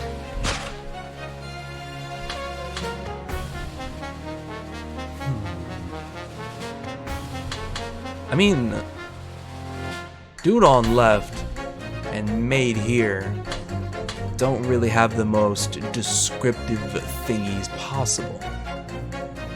So by process of elimination... yeah, she could have slipped. And just happened to have a knife in her bag. Objection! Fuck it, that's what we'll go with!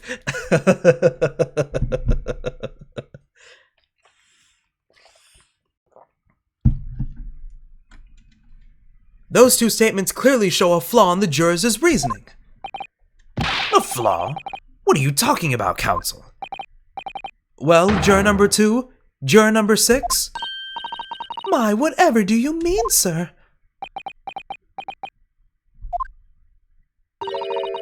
I think perhaps the old man didn't hear you. Unbelievable. It's not like I was loud or anything. There's at least one fact of which we can be sure here. The bookshop receipt found in the defendant's room clearly indicates that on the day of the attack, he had been to Yord Books and purchased a number of second-hand titles. He then returned home on foot. But the man says he has no recollection of his return journey. That's correct. But what he does remember is seeing someone appear in front of him on the way. Oh! Yeah! Someone in a green overcoat who suddenly collapsed on the pavement before his eyes. There you go.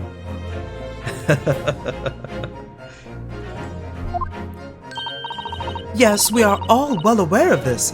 The poor young woman was stabbed, obviously. Objection! Can we really be sure of that, madam? My, whatever do you mean? I'm sure you heard juror number 6's account of what happened to him that day. That same afternoon, there was somebody else apart from the victim, who was wearing a green overcoat and who fell over on the icy streets in the neighborhood. Oh my! My goodness! You mean... That's right. I'm referring, of course, to hard of hearing juror number 6. Y'all cracked the code. Good for y'all. Are you really suggesting that the person in the green overcoat whom the defendant saw collapse in front of his eyes was the jolly old gentleman on the end of the bench here with me today? That is entirely possible, yes.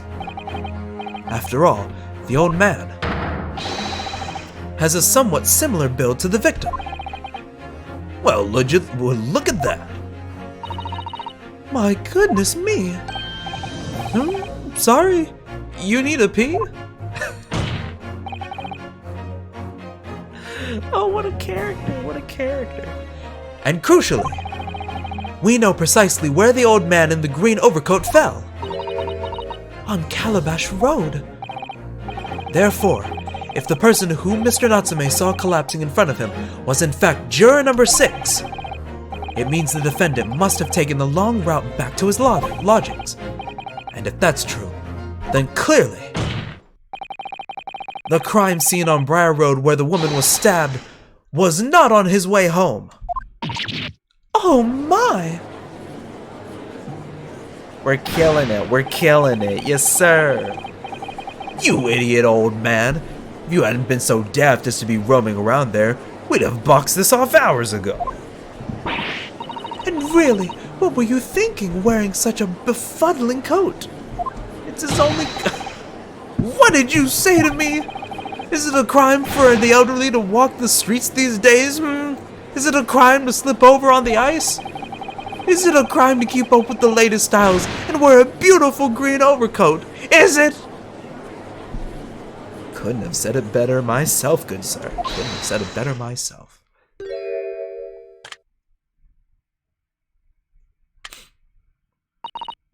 My lord, I do hope it won't cause any inconvenience, but... You'd like to change your leaning, I presume. I do declare that I would. I should like to call for the verdict of non-guilty. Thank you. And I would too. What? Is it a crime to change your mind? Is it? Well? Advice for those on Twitter. Or I guess more specifically in life. But Twitter just seems to be the scapegoat.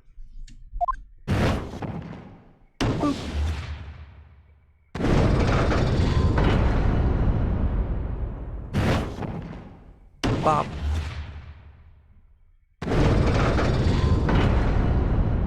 Yes, sir. Well, that summation examination has concluded with a rather large shift in opinion. The ayes 2, the noes 4. So the noes have it. Not guilty, they say. Which means we no longer have a consensus among the members of the jury. The trial will continue. Objection!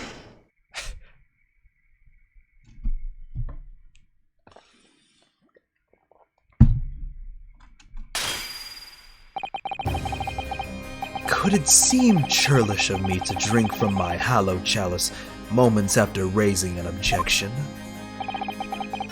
Only to crush it in disgust. Pray forgive the discourtesy. Oh shit. Yeah. This is the part where he goes off because he's too salty about this shit. Look, Lord Van Zeeks? It seems I must retract my earlier remark. What do you mean? I mistakenly credited these jurors with intelligence by describing them as insightful. Yet we have just witnessed them falling for a cheap trick performed by an Eastern entertainer. Huh? Whatever do you mean? Objection! I haven't tricked anyone. Everything I said is the truth. Indeed, stalwart juror number 5 was undoubtedly repairing the road as he claims. Will we get a leg? I don't know. I believe you said it was a good 2 yards of the pavement which you had excavated, sir. That's right. Took me the whole day and they paid me measly tuppence for it. Now, my learned Nipponese friend, tell me. Do you have any notion of the distance that 2 yards represents? Well, if I'm honest, I don't have a clue, no. 2 yards is a little less than 2 meters. Less than 2 meters? That's not much at all.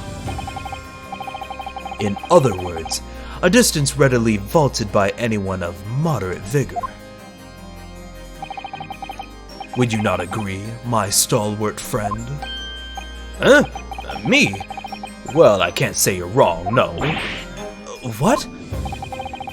And did you perchance erect a sign to prevent pedestrians from passing the site of your works? I wouldn't dream of it. What a waste of time. No coaches would have had hope of passing anyway, and we just turn any gentlefolk back when they come. Kids just jump right over us all the time. The accused is no gentleman, as far as I can see. I have a little doubt, however, that he could spring over a 2-yard trench in his meanderings down around town. Ah! Is that true? Is it? The incontrovertible truth. Yeah, I said that right, that's okay. The incontrovertible truth is that the books just purchased by the accused were found at the scene. There can be no doubt that on his way back to his lodgings, Mr. Natsume walked down Briar Road. crushed in a single sentence. And, old man. Cold man? You can talk. Okay, I read it wrong. You can talk. You say that around 5 o'clock on the day in question, you slipped and fell on Calabash Road. Pray, was there a suspicious-looking Nipponese behind you at the time? Oh, I can't say I remember. You don't remember? How about a wager, my learned friend? You say it was this old man that the accused saw. But I would lay 1,000 to 1 against you being able to prove it. Ah!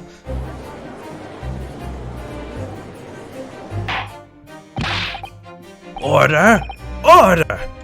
Lord Van Zeeks, explain yourself! My lord, if you had such a trenchant argument up your sleeve, why in the world did you not proffer it during the summation examination? I wanted to give this young foreign student the sightseeing experience he no doubt came for. I wanted him to see for himself how the opinion of the jury is so readily swayed.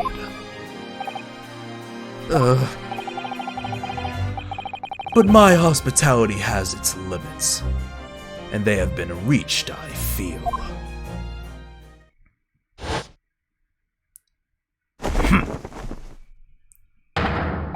So, my learned friend, today's sightseeing tour of London is now over. What are you talking about? My lord,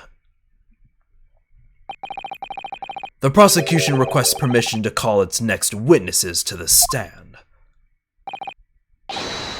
granted. Bailiff, bring forth the witnesses. It's next witnesses? Mr. Naruhodo, do you not remember? We've been told on several occasions that there were eyewitnesses to the incident. Yeah, it was an homicide. We were not, in fact, dropping saves.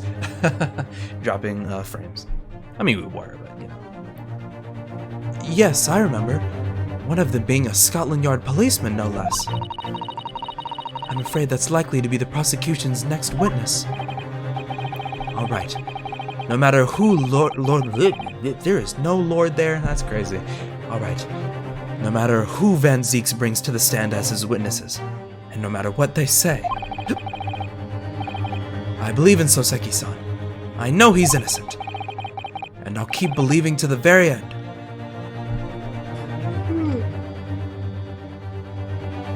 Until this battle is over. Oh, nap. Until this battle is over.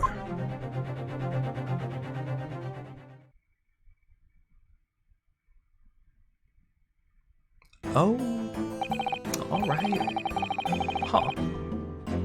Witnesses, please state your names and occupations for the court.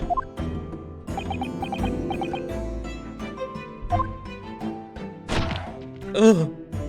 I do not like that sound effect. Constable Roy Beatles, sir. Nothing to report on the streets, sir.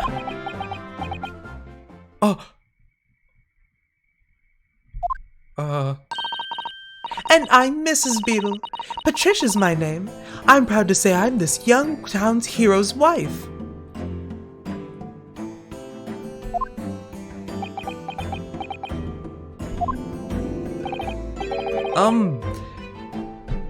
What's the story here? Well, in truth, we've not been married long. In fact, we celebrated our first anniversary only the other day.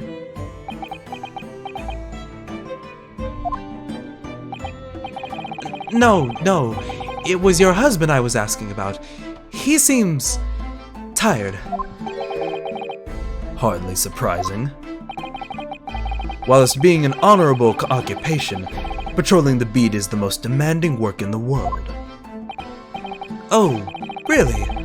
I'm sure I've heard that before, actually. both in sleepy time. I get it, man. I get it. And this dude's got to stand up through a whole court.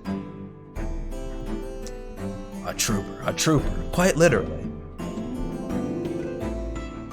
Indeed, apart from rare days off, our gallant officers trudge some 20 miles a day, you know. God damn. If that's really a thing, the fuck y'all mean y'all getting paid like chump change? If that's even the truth. Ah! Oh no. Wait. We still good? It's still going.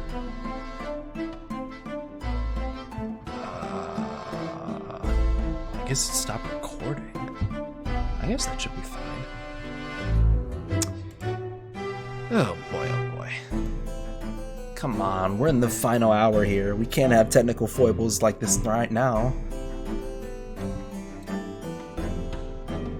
They patrol boarding houses and pubs, collect taxes, survey the streets, check that meters are reading true, and they're responsible for keeping the streets clean and lighting and extinguishing our streetlights. There are a number of items on that list that don't sound much like policing duties at all. I wouldn't just be falling asleep on my feet. I'd have collapsed long ago. But it goes without saying that a policeman's primary duty is the apprehension of criminals. Even when he's off duty, a constable is expected to investigate and resolve any crimes on his beat. For the London Bobby is a man of honor.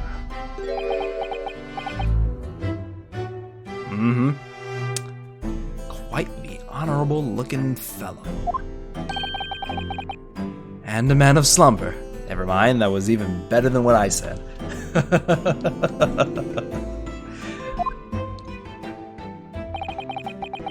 On the day in question, this man and his wife were walking down Briar Road in the opposite direction, and they witnessed the incident as it occurred.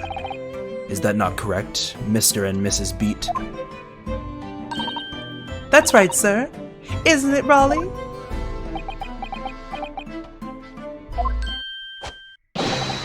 Constable Roy Beat, sir. Nothing to report us on the street, sir.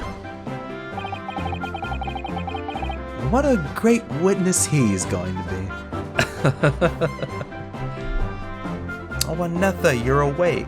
Welcome back, welcome back.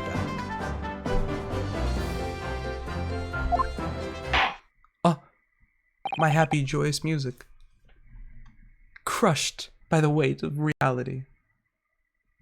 Lovely. Anywho, very good. I'd like to hear your formal testimonies now, please. You will tell the court exactly what you saw on the afternoon of the incident. Yes, sir! Oh. This man is about to fall the fuck over. Oh, wait. Oh, shit. Hold on.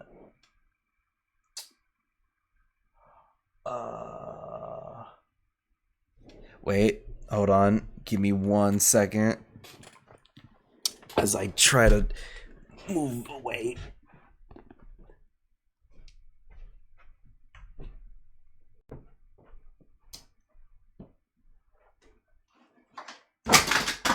Oh shit.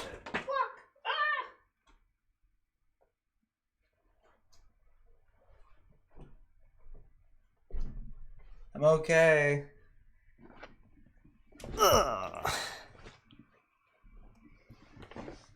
Oh, fuck. Shit. No. Hopefully the timing isn't gone. I wanted to do my dumbass joke. So, hey, here's this hat. It's the morning. Top of the morning, top of the morning, top of the morning. Okay. I wanted to do it at least once. It was funnier in my head.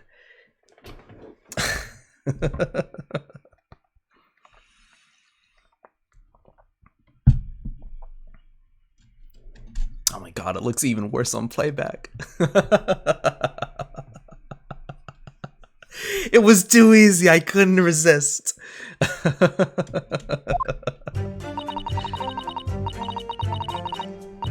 It was our wedding anniversary, and Raleigh was taking me out for a meal. There was no time to change after work. Oh, 8 out of 10, 1 out of 10. That's a 9 out of 10. Woo! Anyway, two silhouettes appeared out of the fog on the pavement in front of us. All of a sudden, one of them just collapsed on the floor. Then the other scattered something before running off. We ran straight over, of course, and then went for help at a nearby police office. Fox. Different countries, different regions. It was definitely that Japanese man in the dock. Raleigh and I both saw him as clear as day. Well, this is extremely compelling testimony, I must say. Oh dear. This policeman and his wife are claiming to have positively identified Mr. Natsume at the scene. If their testimony is true, the alternative course of events that you establish in the summation examination will be quashed. It's death knell, in fact. Because that alternative was never viable in the first place. What an unfortunate bechancing. And on your wedding anniversary, too. Oh, I know, but I still managed to go out for the evening with my man. I thank the Lord for that. Gosh, the life of a London bobby sounds very hard indeed. Indeed. However, this cross-examination will be over in minutes. You may well have time to rest this afternoon. What do you mean by that? My learned friend, the witness saw the face of the man fleeing the scene. They are testifying under oath that it was without a doubt the accused, Mr. Soseki Natsume. And one of these witnesses is a policeman, no less. So you appreciate the gravity of this situation, I'm sure. Except that the man's so tired, and his wife had to do all the talking. Enough preamble. Counsel for the defense, commence the cross-examination, please. Yes, my lord.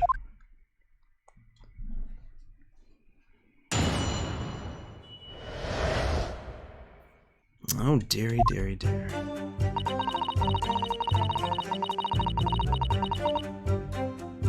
Oh, I'm gonna be looking like Rory in a minute.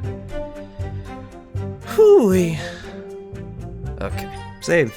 Save the game.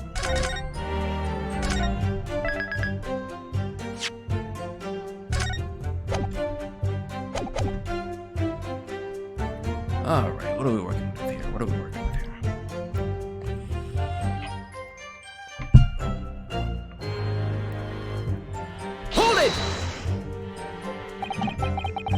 No time to change after work, you say?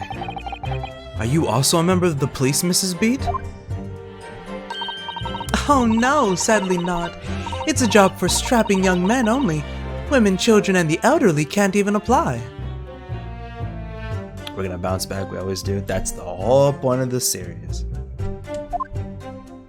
Except for rare occasions. Well, I think you can probably see why children and the elderly can't do the job, can't you? I think Raleigh looks ever so handsome in his uniform. It suits you down the ground, doesn't it, darling?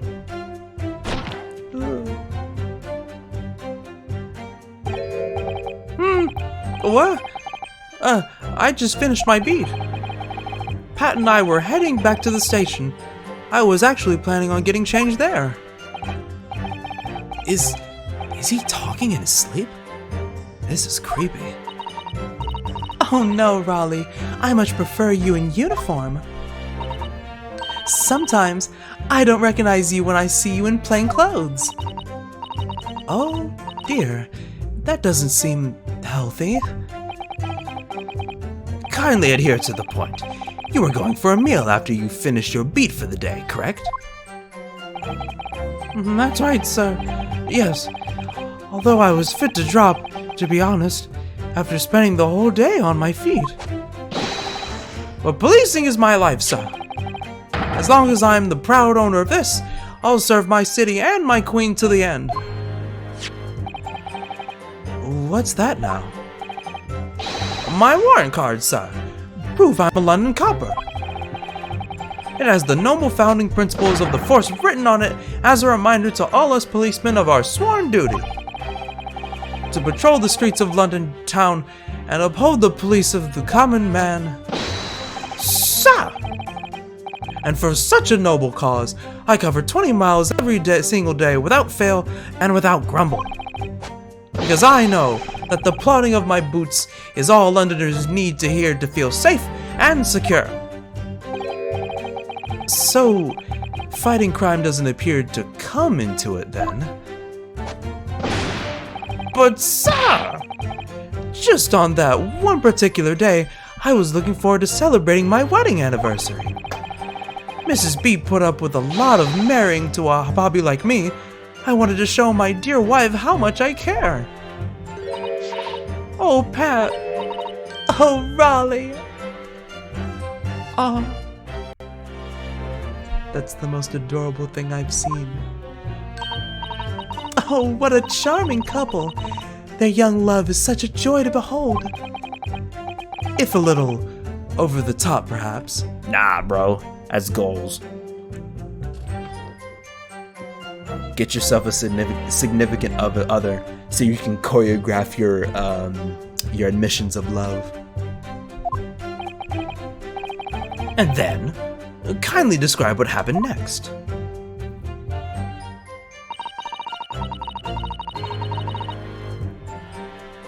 Hold it! Two silhouettes. That's right. They were coming towards us, walking up Briar Road in the opposite direction.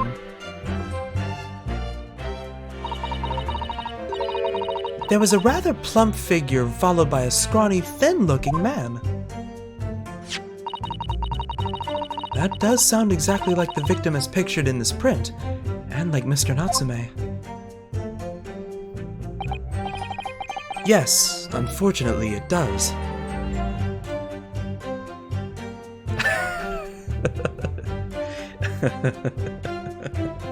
When me and Bae look at a murder together.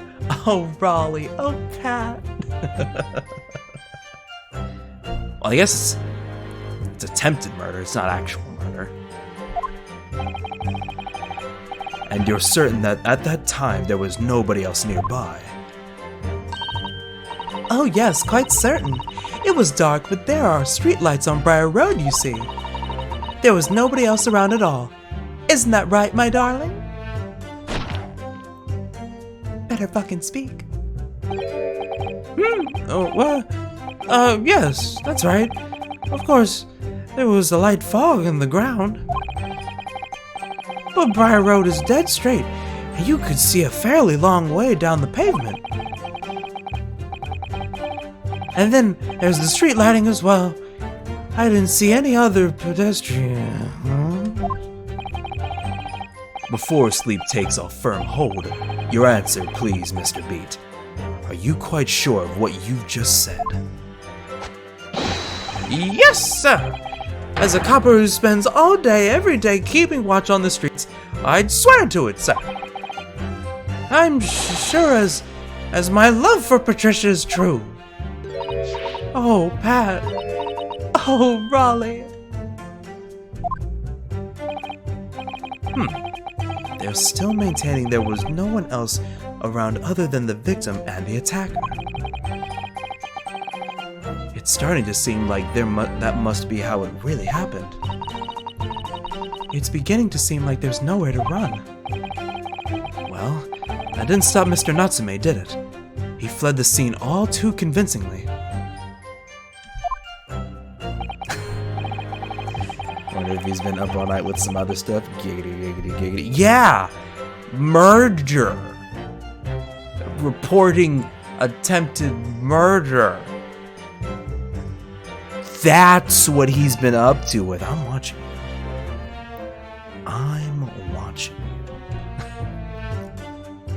you. Thank you. I believe we have a reasonably clear idea of the situation just before the incident now. What happened in the crucial moments that followed?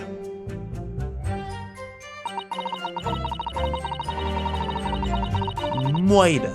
Straight moida. Hold it! Scattered something? What do you mean by that? Oh, well, I couldn't quite make out what it was at the time. But then when we got closer, I realized what it was. Didn't we, darling?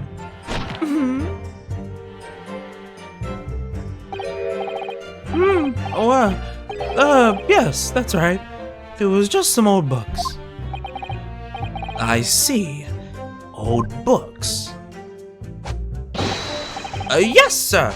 The culprit had dropped a number of them, all around where the victim lay on the pavement. Indeed, as clearly pictured in this photographic print. That rotten Japanese man did that when he did the deed. Let's not forget that it remains to be established that the defendant was indeed the attacker. But we saw him. It was the man in the dock without question, sir. The mustache, the hunched back, the cat-like eyes, the taut mouth, the snub nose, everything. Any more insults you want to throw at him? That's right. He looked down at that poor defenseless woman with those terrifying, intense eyes. Then he suddenly threw his books onto the pavement and ran away. I see. This is tough. They seem as though they're telling the truth here. May I remind the court that this unambiguous testimony comes from a policeman and his wife. Now please, continue. Yes, sir.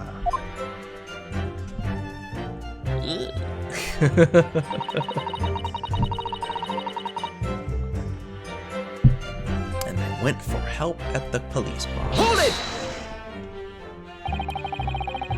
Was it your husband that went to fetch help? No, I went. I may not be a police officer myself, but I am the proud wife of one after all. Isn't that right, my darling? Speak. Well, yes, that's right. I asked Mrs. Beat to go. I was off duty by that point. But a Bobby's never truly off duty, of course. So I felt obligated to stay and guard the scene. Very laudable, Mr. Beat. Preserving the scene of a crime is a task of considerable importance. That's why I sent Patricia, you see. I told her where to find the right police box. Forgive my ignorance, but what do you mean exactly by the right police box? Depends on a crime's location, you see, as to who deals with it. Where the woman was stabbed wasn't actually on my beat. So I told Patricia the way to the police box where the beat of the incident fell under. She could go and report it. Perfect timing. I ran there as quickly as I could and asked for help from the Bobby on duty. There's nothing more potent than a young couple in love working together, you know. And thanks to your swift response, the case was quickly solved. The actions of two model citizens. Oh, please, you're making us blush, isn't he, darling?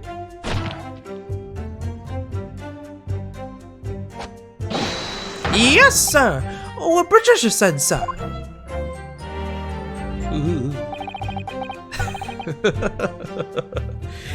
Let's move on, shall we? I presume while he's half asleep. A trustworthy guard. I'm doing my best here. I mean, put on the spot. Yes, I'm very much getting into character.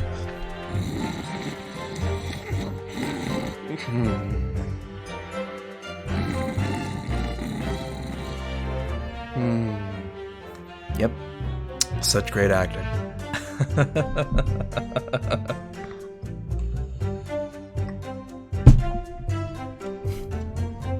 Hold it!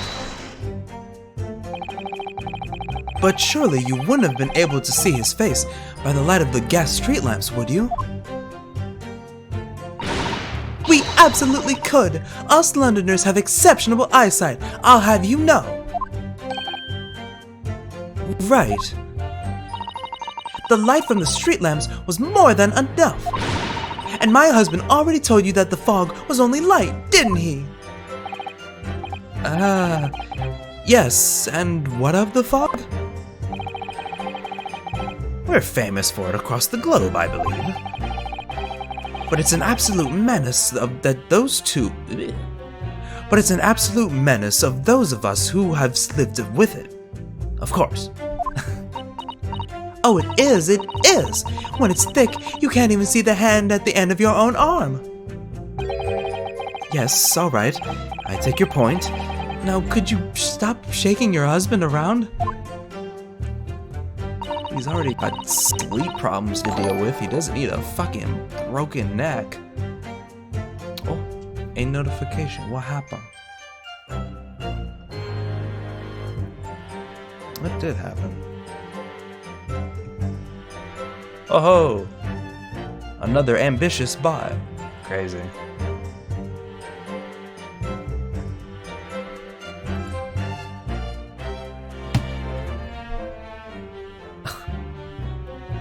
Oh boy. Forget it. The constant fog makes our eyes very sharp, you see. That's why we can tell you for sure and certain that it was that little Japanese man we saw. I wonder if I can do that from Streamlabs. Something tells me I can't. You can repeat alerts?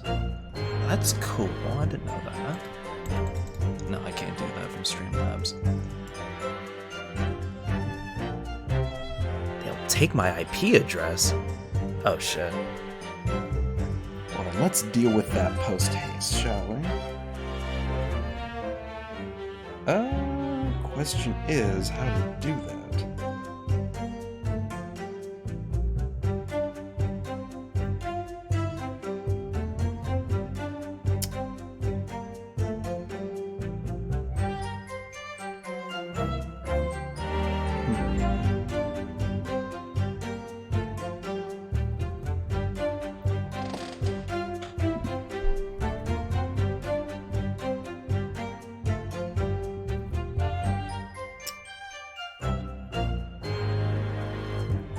I can't exactly look at my followers.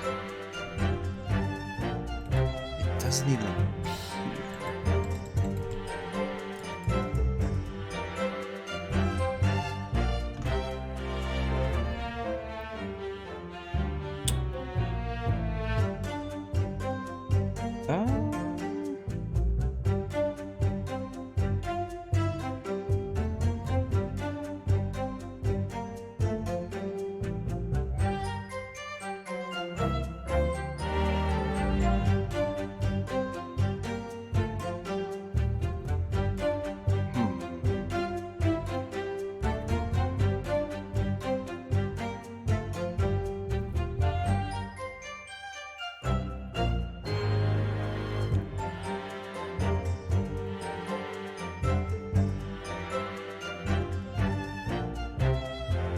After I finish? I suppose. Yeah, I guess I'll look into it. Blue Jay Comics, could you post that? I saw you post an article at the start of the stream. I guess if you could try. Well, maybe. Can I find it again? No, it cuts off at a certain If you could post that again, I'd really appreciate it on dealing with bots, because I haven't looked into dealing with that, but I'll deal with it, and hopefully it won't be a problem in later streams. All right, we're 24 minutes away from finishing, so let's do what we can right now. Hopefully without our IP address being leaked. Can't we, darling?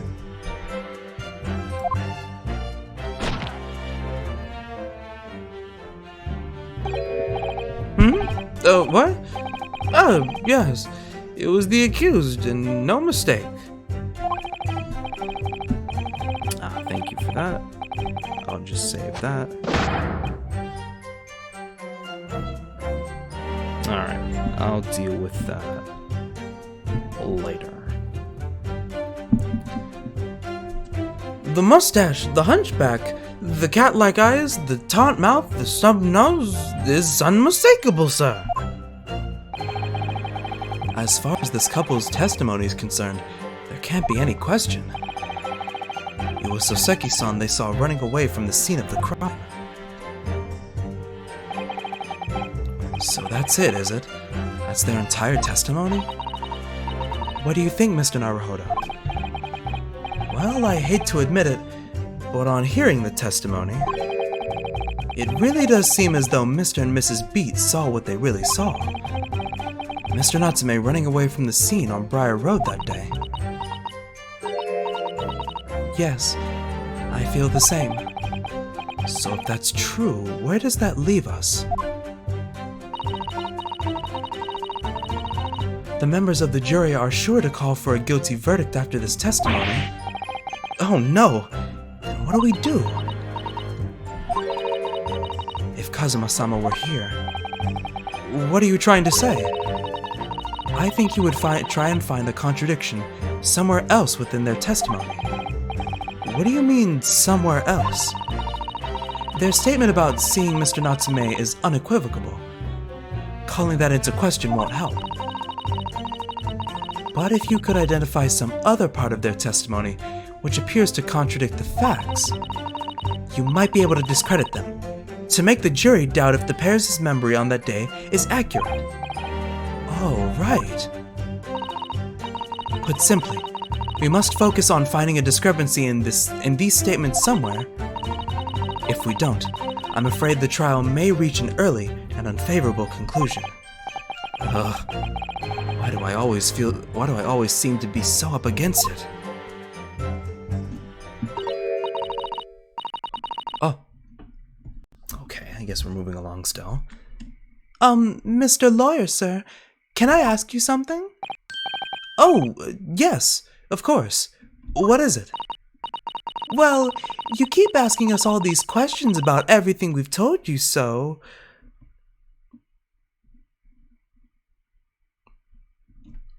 Oh, you've banned one.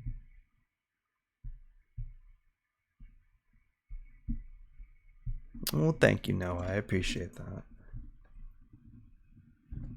Oh, those eyes of deceitful innocence. I've seen them too many times. Oh! Oh my goodness. It seems like you don't believe our testimony. Is that right? Is it? Well, out with it. 1, 2, 1, 2. It's just 1. 1, 1. What? No. Oh no, it's really not that at all. My husband's a policeman, remember? And I know what I saw. I remember every last detail. Everything. Like... Oh, I know. What about the books the man dropped? I could tell you the names of every single one I could. Every single one. And you dare to question how reliable my testimony is. The names of the books, you say? I missed what the judge said, damn it. That will do, Mrs. Beat. No, it won't do at all. That Japanese lawyer has no idea what I'm capable of. Even if I decide to forgive him for insulting us, don't think for a minute that Raleigh will. I really didn't mean to cause you offense. Please put your husband's fist down.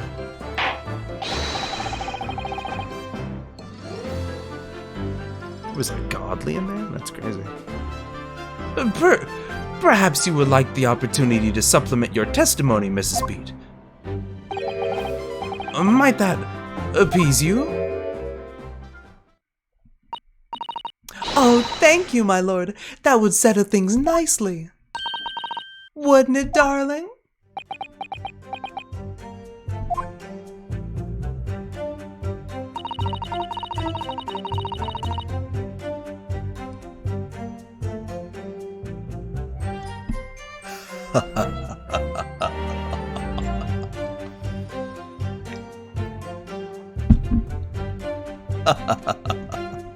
Four books.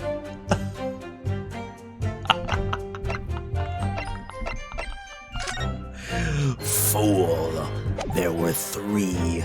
You've sealed your fate. Objection! So, you're saying that there were 4 books?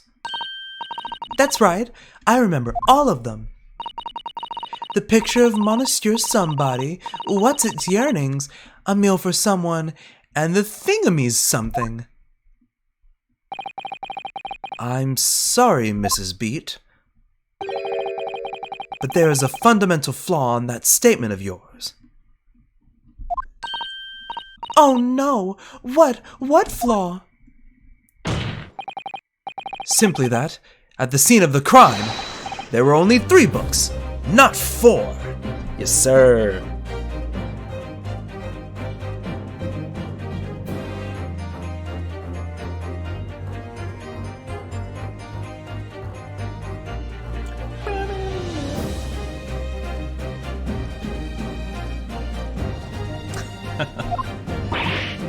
What? Have a good look at this photographic print of the scene of the crime. As you can clearly see, there are only 3 books. But, no, that can't be. I saw them. Motherfucker. Surprise, motherfucker. Surprise, motherfucker. Surprise, a contradiction. Get fucked.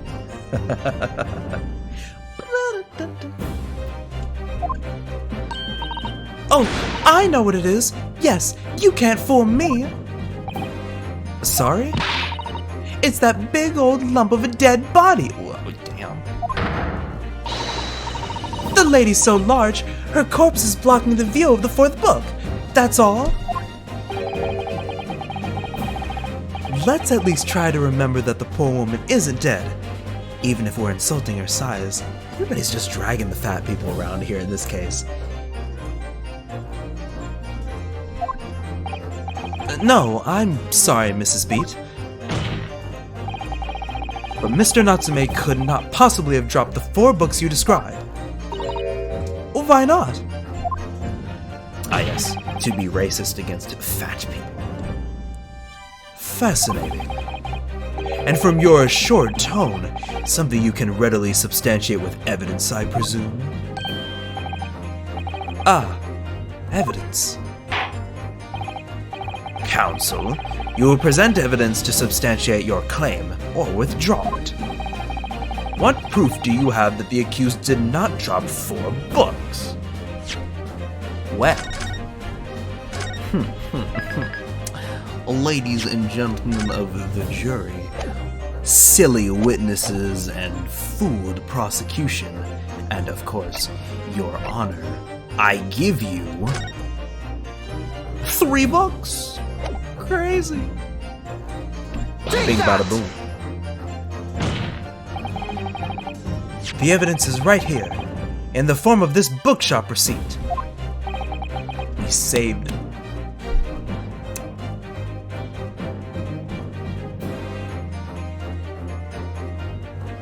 We got mods working on this behind the scenes in terms of getting rid of bots.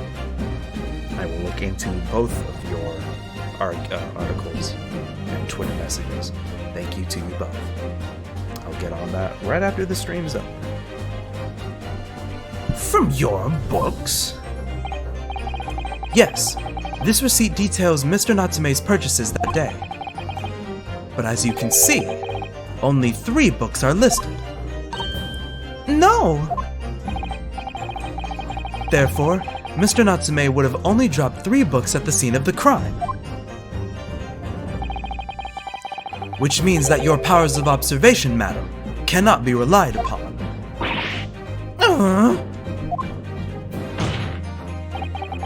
So it cannot be denied that though you say it was the defendant you saw, you could very well be mistaken.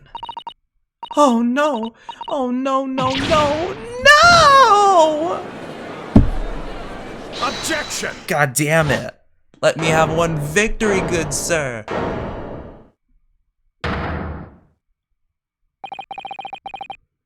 It's plainly evident that it is your powers of deduction that cannot be relied upon, my Nipponese friend. What? What cannot be denied is that these 2 witnesses saw the accused running from the scene. A fact that you know very well you have no hope of disproving. If you've striven to avert attention from that by dint of some inconsequential discrepancies, would that be fair? That was not there. What was not there? Ugh, he sees right through me. But your plan has somewhat recoiled against you. What are you talking about? It's quite simple. Let me explain with a toast. To the policeman's wife and her entirely accurate testimony in every aspect. Oh! You see, the matter is not up for debate. At the scene on Briar Road, a total of 4 books were most definitely found. Objection! But what about the photographic print? It only shows 3 books. Quite right. Only 3 can be seen in that print. That print? You mean to say... Allow me to present another. One that shows the victim's hand. God damn it. Son of a bitch! I don't believe it. It's the 4th book. As you will observe, the 4th book was hidden from view in the original print by the victim's torso. No. No!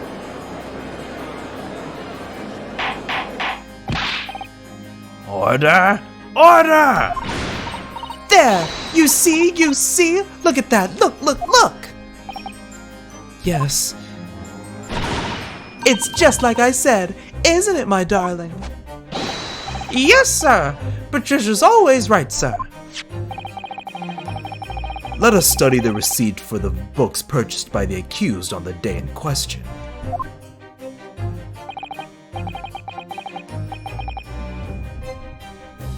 Why do they hide it until now? So they can fucking make you think you had a point? Ugh.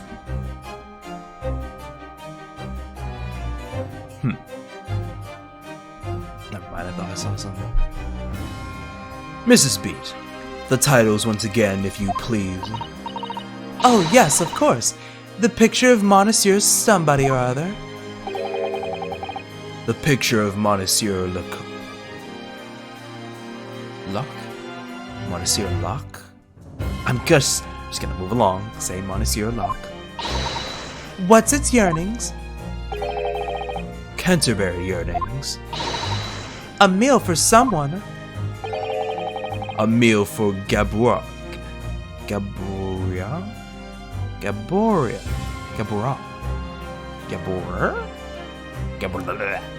A meal for Gabora, in fact.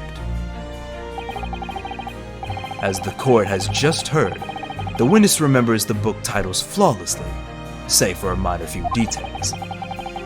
Mrs. Beat's powers of recollection can only be described as exceptional.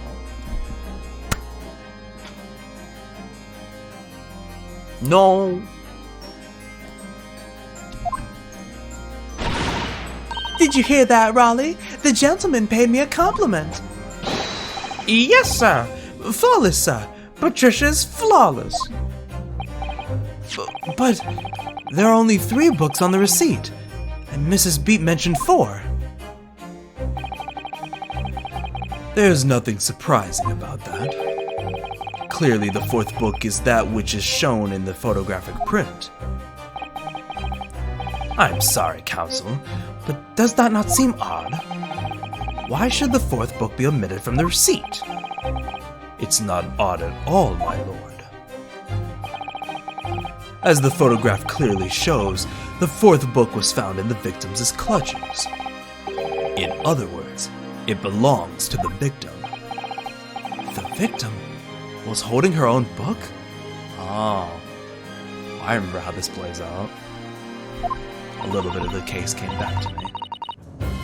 I wonder, what became of that 4th book? Obviously, it wasn't overlooked by the investigating officers at Scotland Yard. I have it here as evidence. You will submit that and the aforementioned photographic print to the court, please, Counsel. My pleasure, my lord. Son of a bitch. From updated autopsy report to updated crime scene report. The Lion's Pride. Hey, wait a minute. The prosecution rests. I have nothing further to add. What? You seem surprised, my learned friend. But your resistance until now has been in vain. Entertaining, yes, but futile. The spurious longer route of the accuser's lodgings that you tried to establish in your summation examination, and the attempted discrediting of the witness's powers of recollection in your cross-examination. Futile? I walked right into this, didn't I? You see, everything we've said is true. Isn't that right, my darling? Yes, Pat! Marry me, Pat! So, perhaps the ladies and gentlemen of the jury would like to reconsider their positions? Should the court waste any more time on this Nipponese travesty? Or is the decision you have to make all too apparent already? Well, shit. You have all heard the witnesses and seen all of the evidence. This trial has run its course. Mr. Naruhodo, I'm afraid we are in a terribly precarious position. I know, but if I fight back in the wrong way now, I could very well just make matters worse. Think, Ryunosuke, think. What do you do now? Well, the obvious thing to do is raise an objection, because we can't let the jurors sit with their thoughts like this. Plus, we have new evidence to analyze, so let's take a look-see at that.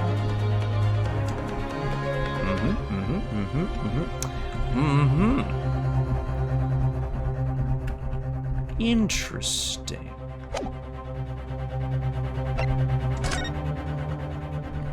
Well, what do we have here?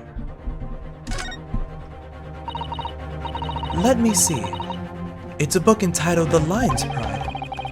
I'm afraid I don't know any English literature at all. So it wouldn't be something I've heard. Wait a minute! The Lion's Pride?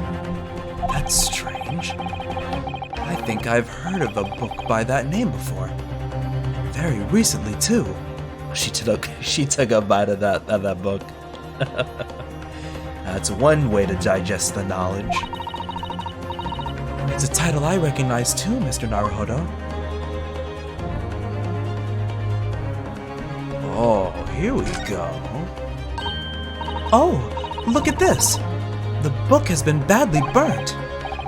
You're right. You'd never be able to read it in this state, especially not the latter pages. What a terrible waste. Judging from the scorched edges of the paper, I think the damage must have occurred very recently. A book recently damaged by fire? Why does that seem to raise a red flag with me? Aha. Would we look at this? A book on the side of a road, burnt, named The Lion's Pride. Raise an objection!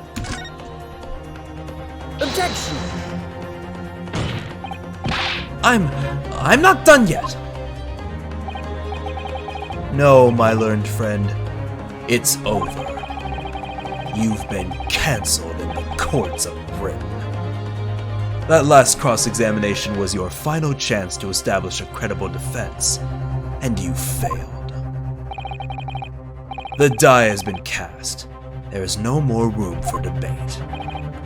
Well, it might be over as far as you're concerned, but...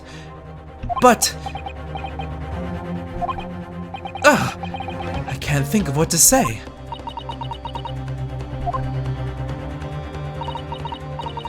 If I may, Lord Van Zeeks. It seems somewhat boorish to close down the debate at this point. You would love that objection soundbite.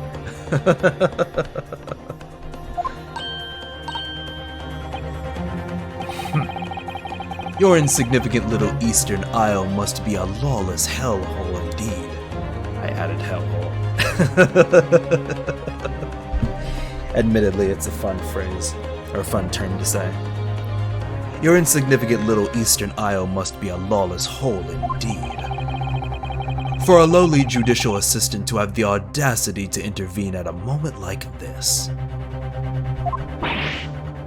Oh. Ayo, bruh. You can say shit about me. Hell, you can say shit about Japan. I'll be damned if you say shit about Susato. I am, to my shame, still a very inexperienced lawyer. So you will have to forgive me, but I consider my assistant's advice essential and her opinions invaluable. Yes, sir. Mr. Naruhodo.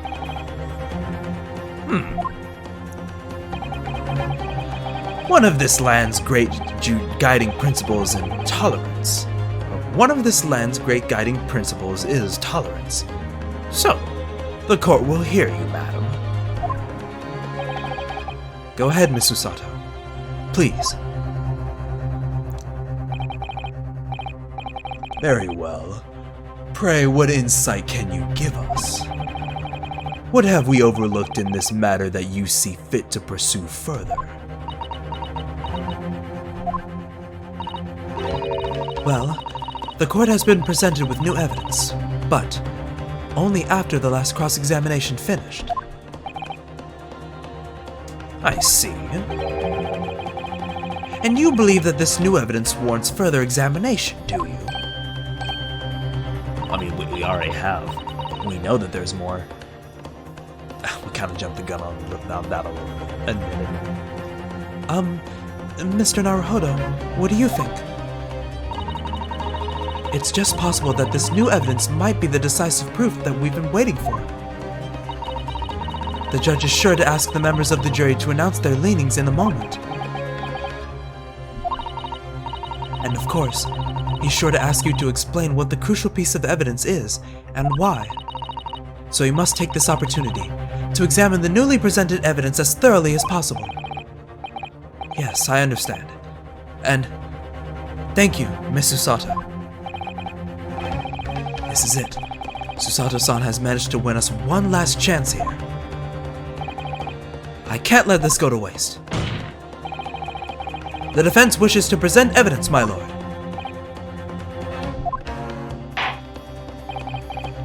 Very well. The defense may present one further piece of evidence. Evidence that apparently offers a profound insight into this case, and has hitherto been overlooked.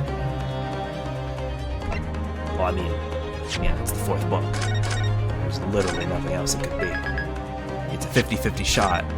What the fuck? What did that just say? Oh shit. You've denied me of my save, scumming? Oh fuck. Oh no. Fuck me. Okay, we're just going in. Here we go. Take that! The evidence in question is what we can see from this newly presented photograph print of the crime scene. Okay, no, but like seriously, I need to check whether or not I can still save. I'm scared now. Okay, rotate save. Game.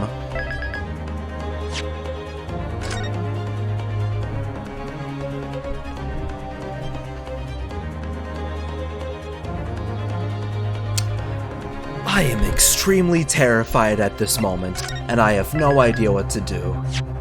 Oh no. This should not be happening. What's going on? Game, please. Okay, fuck it. We're just gonna get to a point where it can autosave, and then we'll go from there. Okay, here we go. Time extended.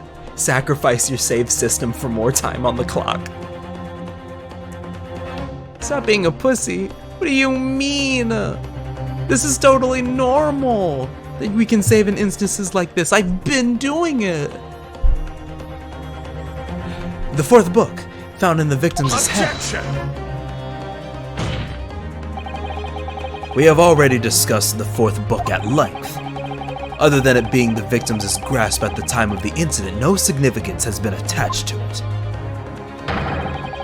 Pursuing the matter further would be a flagrant waste of the court's time, as you well know.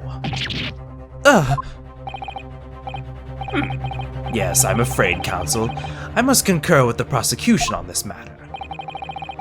When I afforded you this opportunity, you led the court to believe that the evidence in question contained a hitherto undiscovered clue. So I must insist that you elaborate, counsel. You will identify this clue at once. Do I make myself clear? Oh, yes, my lord. It's, Mr. Naruhodo. I believe the prosecution is trying to avoid a thorough examination of the evidence, which means we may very well be on the right track. Yes, I think you might be right. So, counsel, precisely where is the vital clue to this case which this fourth book conceals? Well, I mean, we already saw it. It's the burn! Got it! I would ask the court to observe the back of the book in question. The back? What do you... Oh, good gracious! It's been burnt to a crisp! So we have to ask ourselves, why was the victim clutching what is clearly an unreadable book? It is undeniably an extremely unnatural thing for her to have been doing. Objection! Unnatural, you say? And what of it, my Nipponese friend? Oh? Were I to concede the point, if it bears no relation to the case, there is nothing to discuss. So should you wish to assert that this fire damage is some veiled clue as to what happened that day, pray, do enlighten us all. What truth does this charred book hide? A charred book? There is just one possibility here, which I can't quite bring myself to rule out. It's an outside chance, certainly, but worth a try. Alright, I'll explain my theory. Don't keep us waiting any longer, then, Council. Explain this theory of yours. What are you suggesting that you can ascertain from the fire damage this sorry tome has suffered?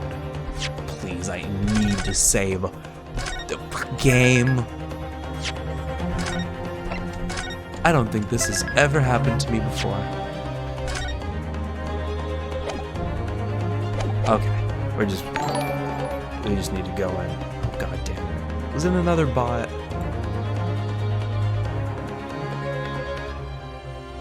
Oh shit.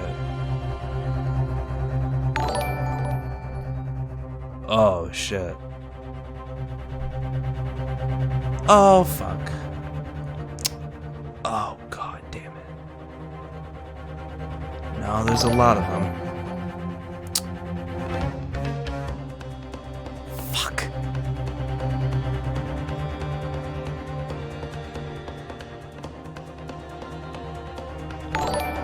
Okay, we're just gonna mute that.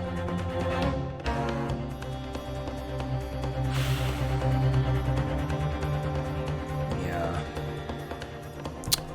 Okay, hold on a minute.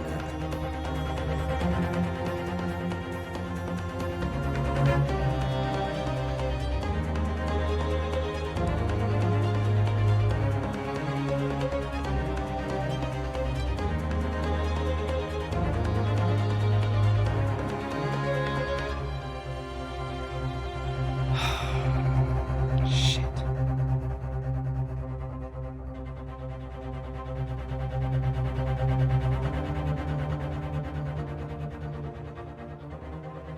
Give me 1 second.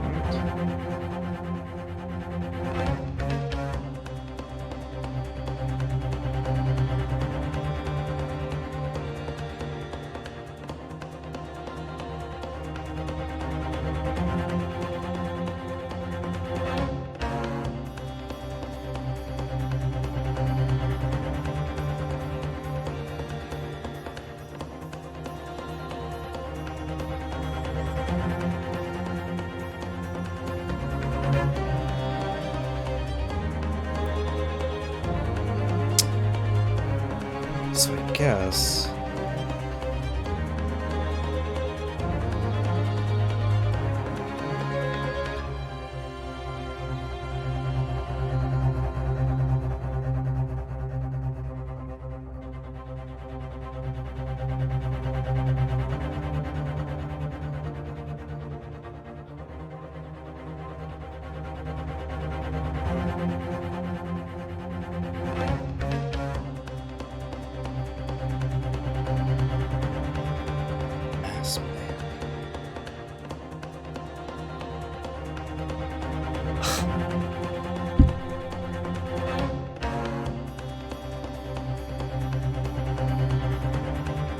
Guess a little reading is going to help save the day.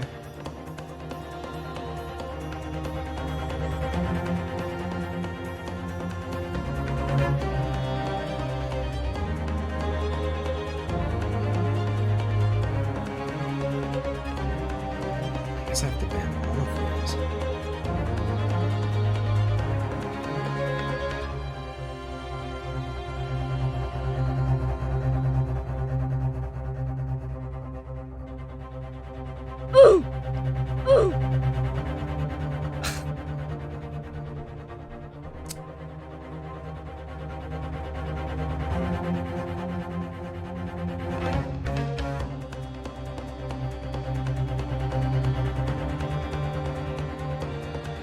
Let's see.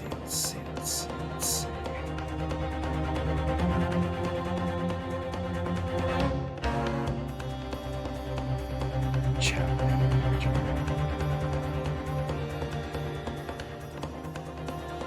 I have to sign in again?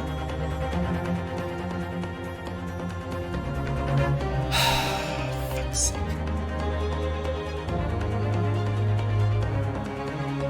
This music is not helping. I hate this.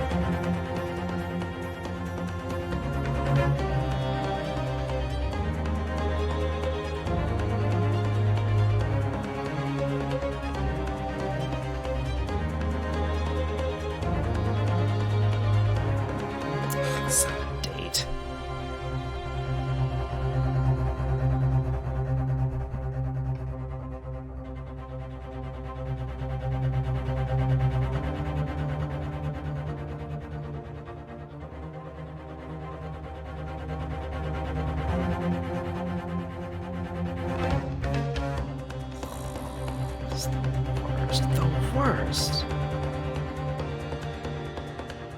Why doesn't it explain how to...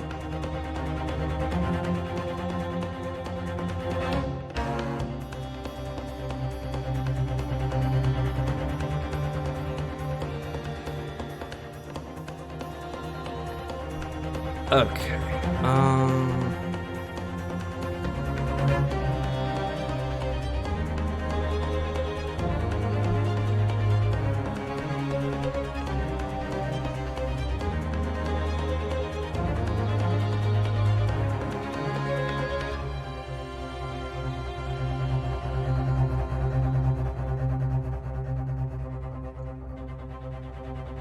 add a list.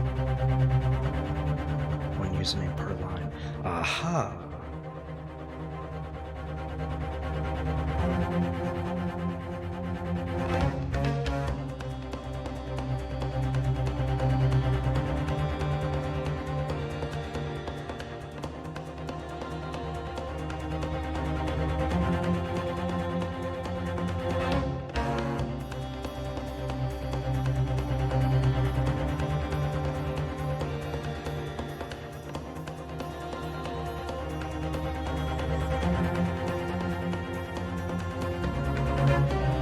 Let's do not copy the numbers as well.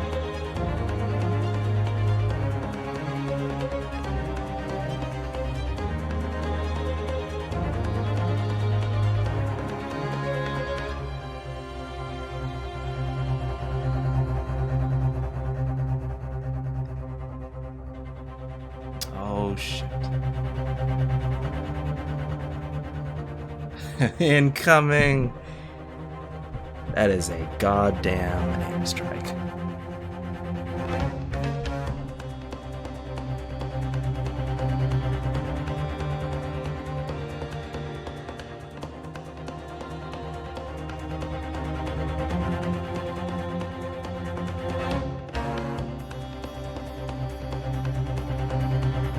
Tactical nuke incoming!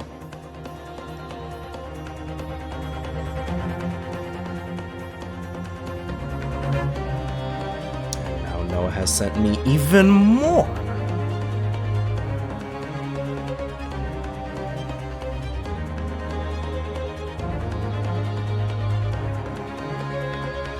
Jesus Christ.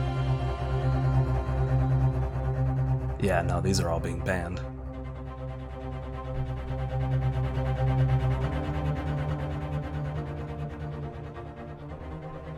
For fuck's sake.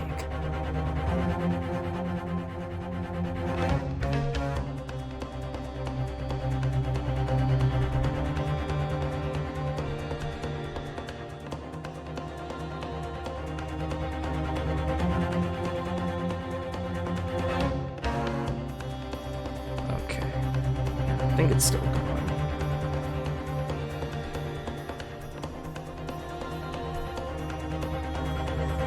Yeah. Yeah, it's still going alright.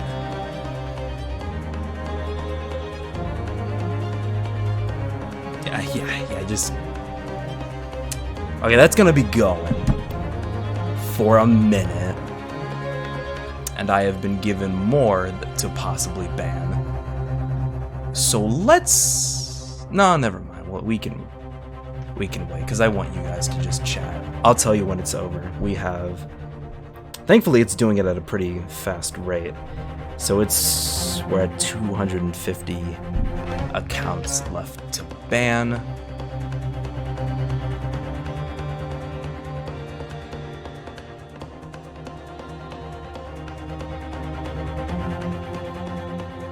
Yeah, I haven't clicked on any of the accounts, I believe.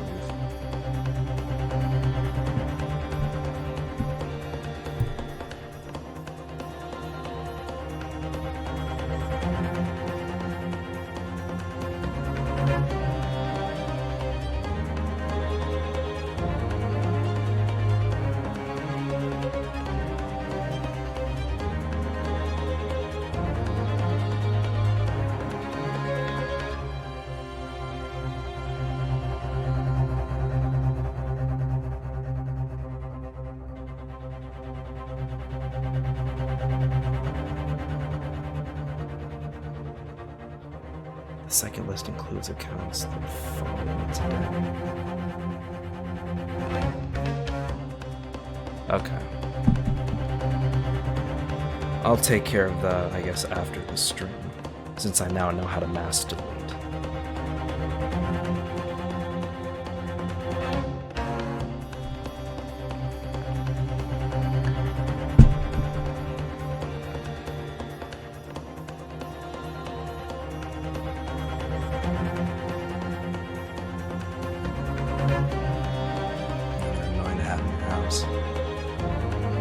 Get you if you inspect them.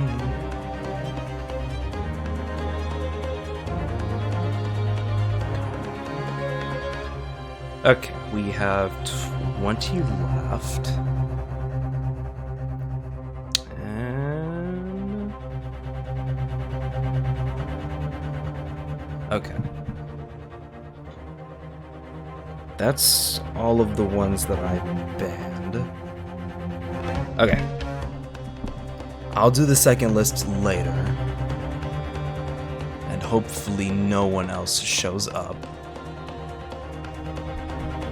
We're already over schedule. Whew.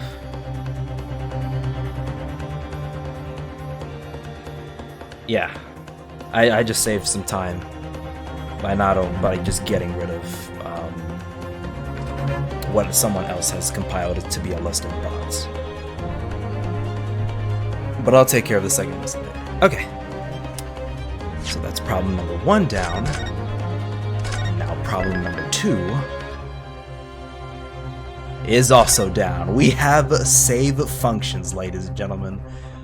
Oh, thank the Lord. I'm gonna save a second slot.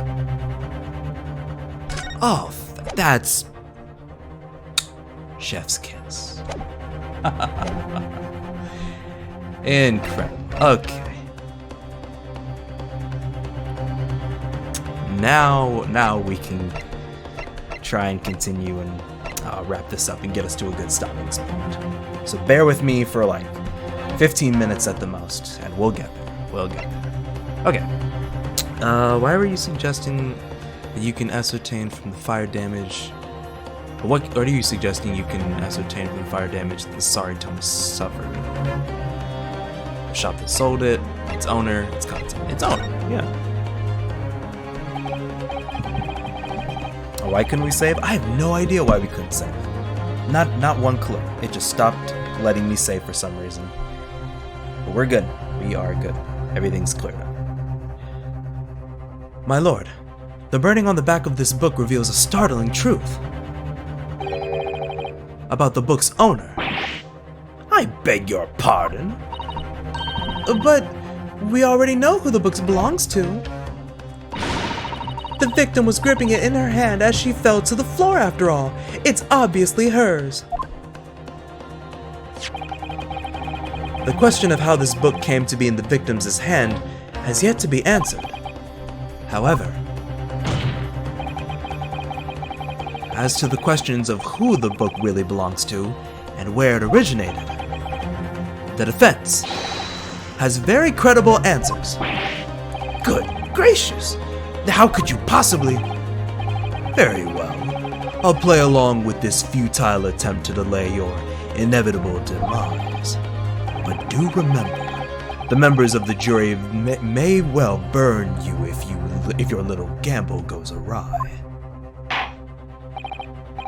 Counsel, the defense's response here is very likely to influence the final outcome of this trial. So tell the court, who do you claim is the owner of this burnt book?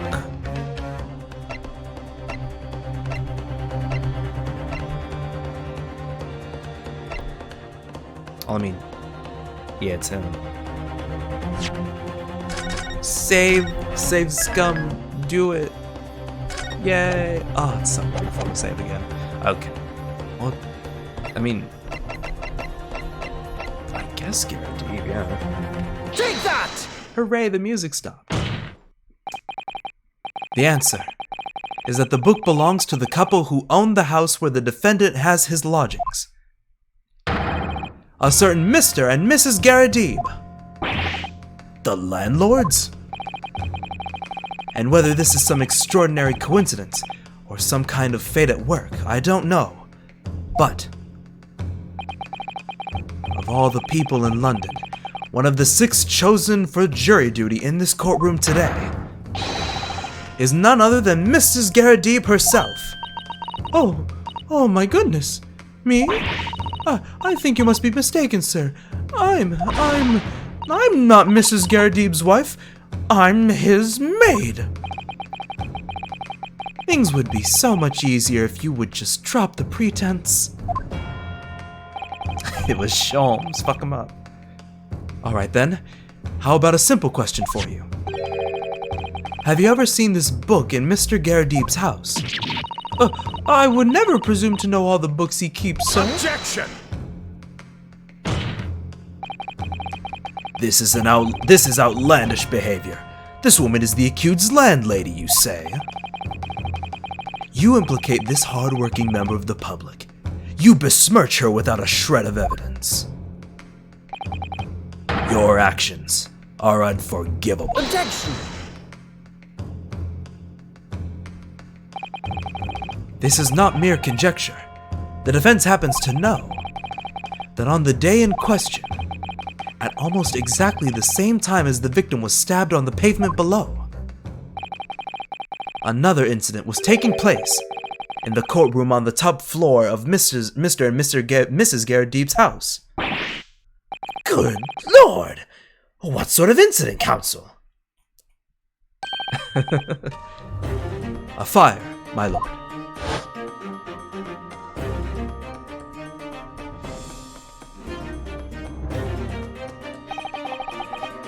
Afraid to say it was. Happened in the blink of an eye, you know. The whole place was filled with smoke. Couldn't see a bally thing. Didn't take long for the fire to spread, of course. The bally furniture started going up as well. Worst of it is, I lost my favorite book called The Lion's Pride.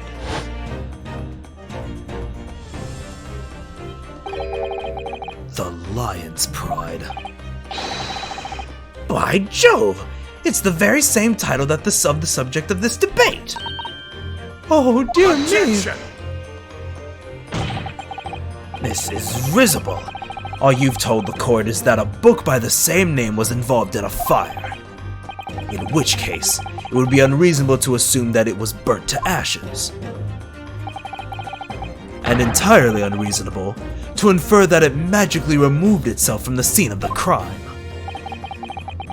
Perhaps it would make more sense if I told you that the cause of the fire was marital discord.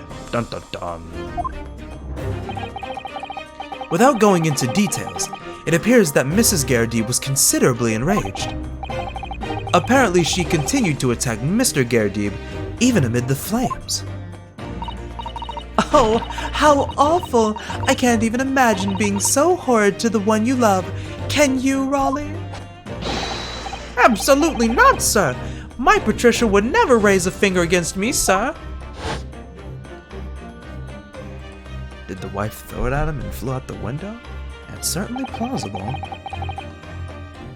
Had all my favorite old novels in that case. But as soon as the fire got hold of them, that was it. Whoosh! Up in smoke. Then the wife started hurling things at me. There was I, backed up against the window, under heavy enemy fire. Incendiary books incoming 10 to the dozen.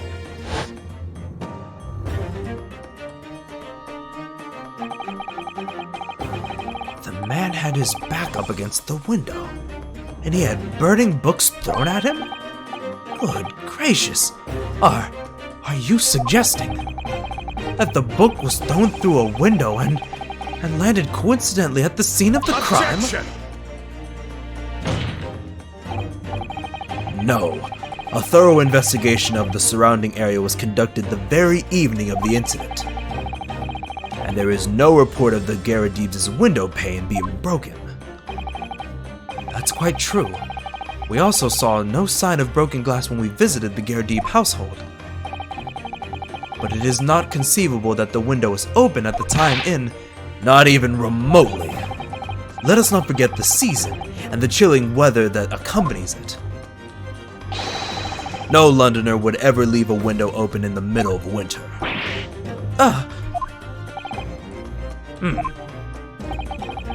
Does the defense postulate this scenario in all seriousness, counsel? Do you earnestly claim that the book found at the scene of the flame was a flaming projectile thrown by Mr. Garradib's wife? I believe it's a possibility, my lord. Their scarves are... Oh, that's quite enough. But who could it be? Oh shit. Well, I hope that everyone can see you for what you are now, you little foreign trickster. You call yourself a lawyer, but you're just a coward, a mean coward. Really? Claiming that our little tiff set the whole neighborhood alight? Honestly. Implying that I'm merely posing as a maid for appearance sake? How could you? It's nothing to do with this beastly case, not any of it. All you've done is sully our family's name. No, I assure you, that was never my intention. Dragging an upstanding citizen's name through the mud simply to divert attention from your failing defense. I should box your ears, that's what I should do. It's utterly unforgivable. Do right. Here we go. How long have we sat here now, listening to this Nipponese spouting out his fancy foreign theories? But think about it. At the end of the day, the only person who could have possibly stabbed the victim is that little hunchback with the mustache, and he ran away from the scene too. I do declare you're right. It's true. Yes, what did I tell you? Makes sense to me. Sorry, what's that? Well, it would appear that the ladies and gentlemen of the jury are once again in full agreement. What is your position, Lord Van Zeeks? In truth, my lord, I feel these have been unnecessarily protracted proceedings. But then, one must always exercise patience in order to savor the best vintage. No! Wait! The mystery of the fourth book still hasn't been... If books are your predilection, my learned friend, study them on your own time.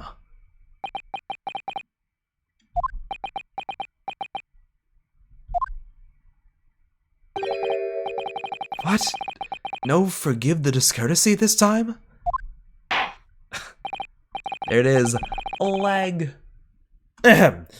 In that case, ladies and gentlemen of the jury, you will now state your individual decisions regarding the defendant's culpability for the court to hear. Guilty! Guilty. Guilty! Guilty. Guilty! Guilty!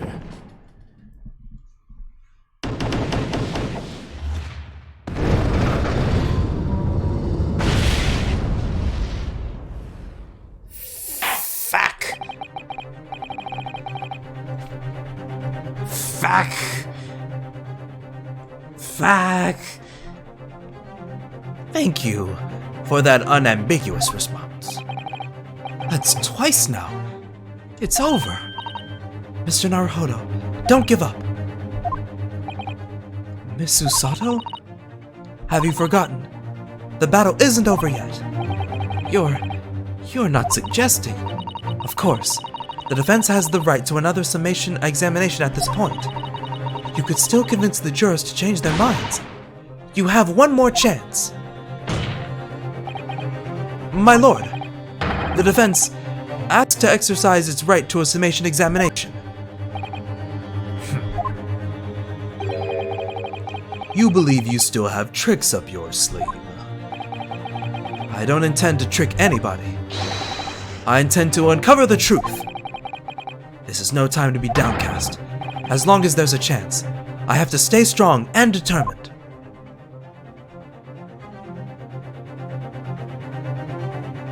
Oh.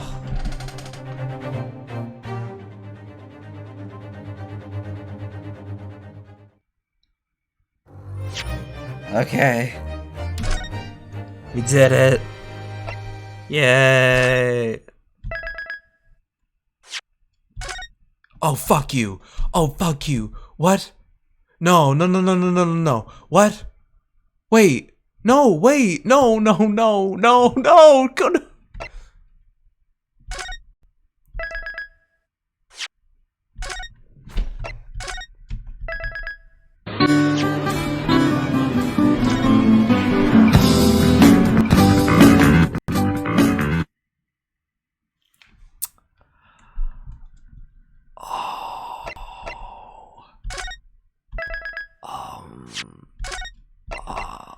I don't... Oh, no. Wait, is this just... Okay, wait, we can still continue. Yeah,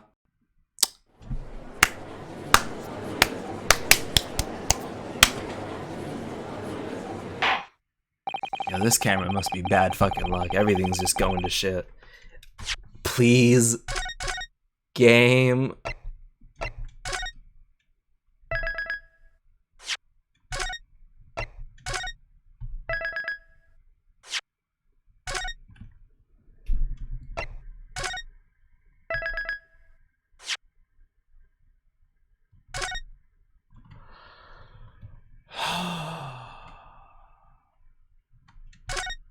Okay. Wait, there's one last thing we can do. Maybe?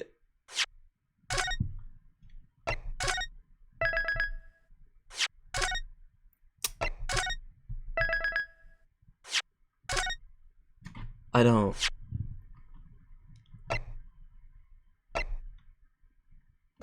don't understand.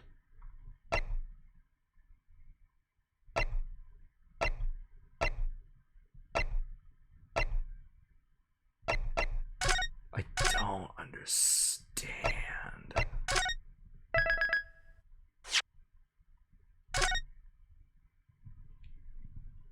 Okay. I'll figure this out off camera. I mean, we didn't have too far. Yeah, fuck you. Oh, yeah, I got it.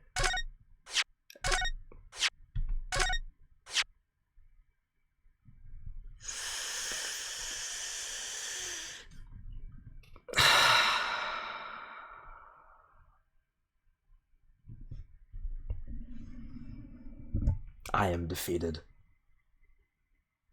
I'm done. I give up. Throw in the towel. Figure it out on a later date. Okay. All right. On that note, yeah, we'll get him next time, I suppose. Okay. Go to bed, everybody. It's been a long stream. I'm now seriously considering whether or not this little thing is just bad luck. Oh, fuck. Okay. Go to bed. Hope y'all have a great night and a great Sunday and Monday to Thursday. I'll return from my business trip Friday night, and then we can pick up where we left off here. Thank you guys for staying. It's really been a blast having y'all here. And hopefully we can get something better of a setup going on next time. So with that said,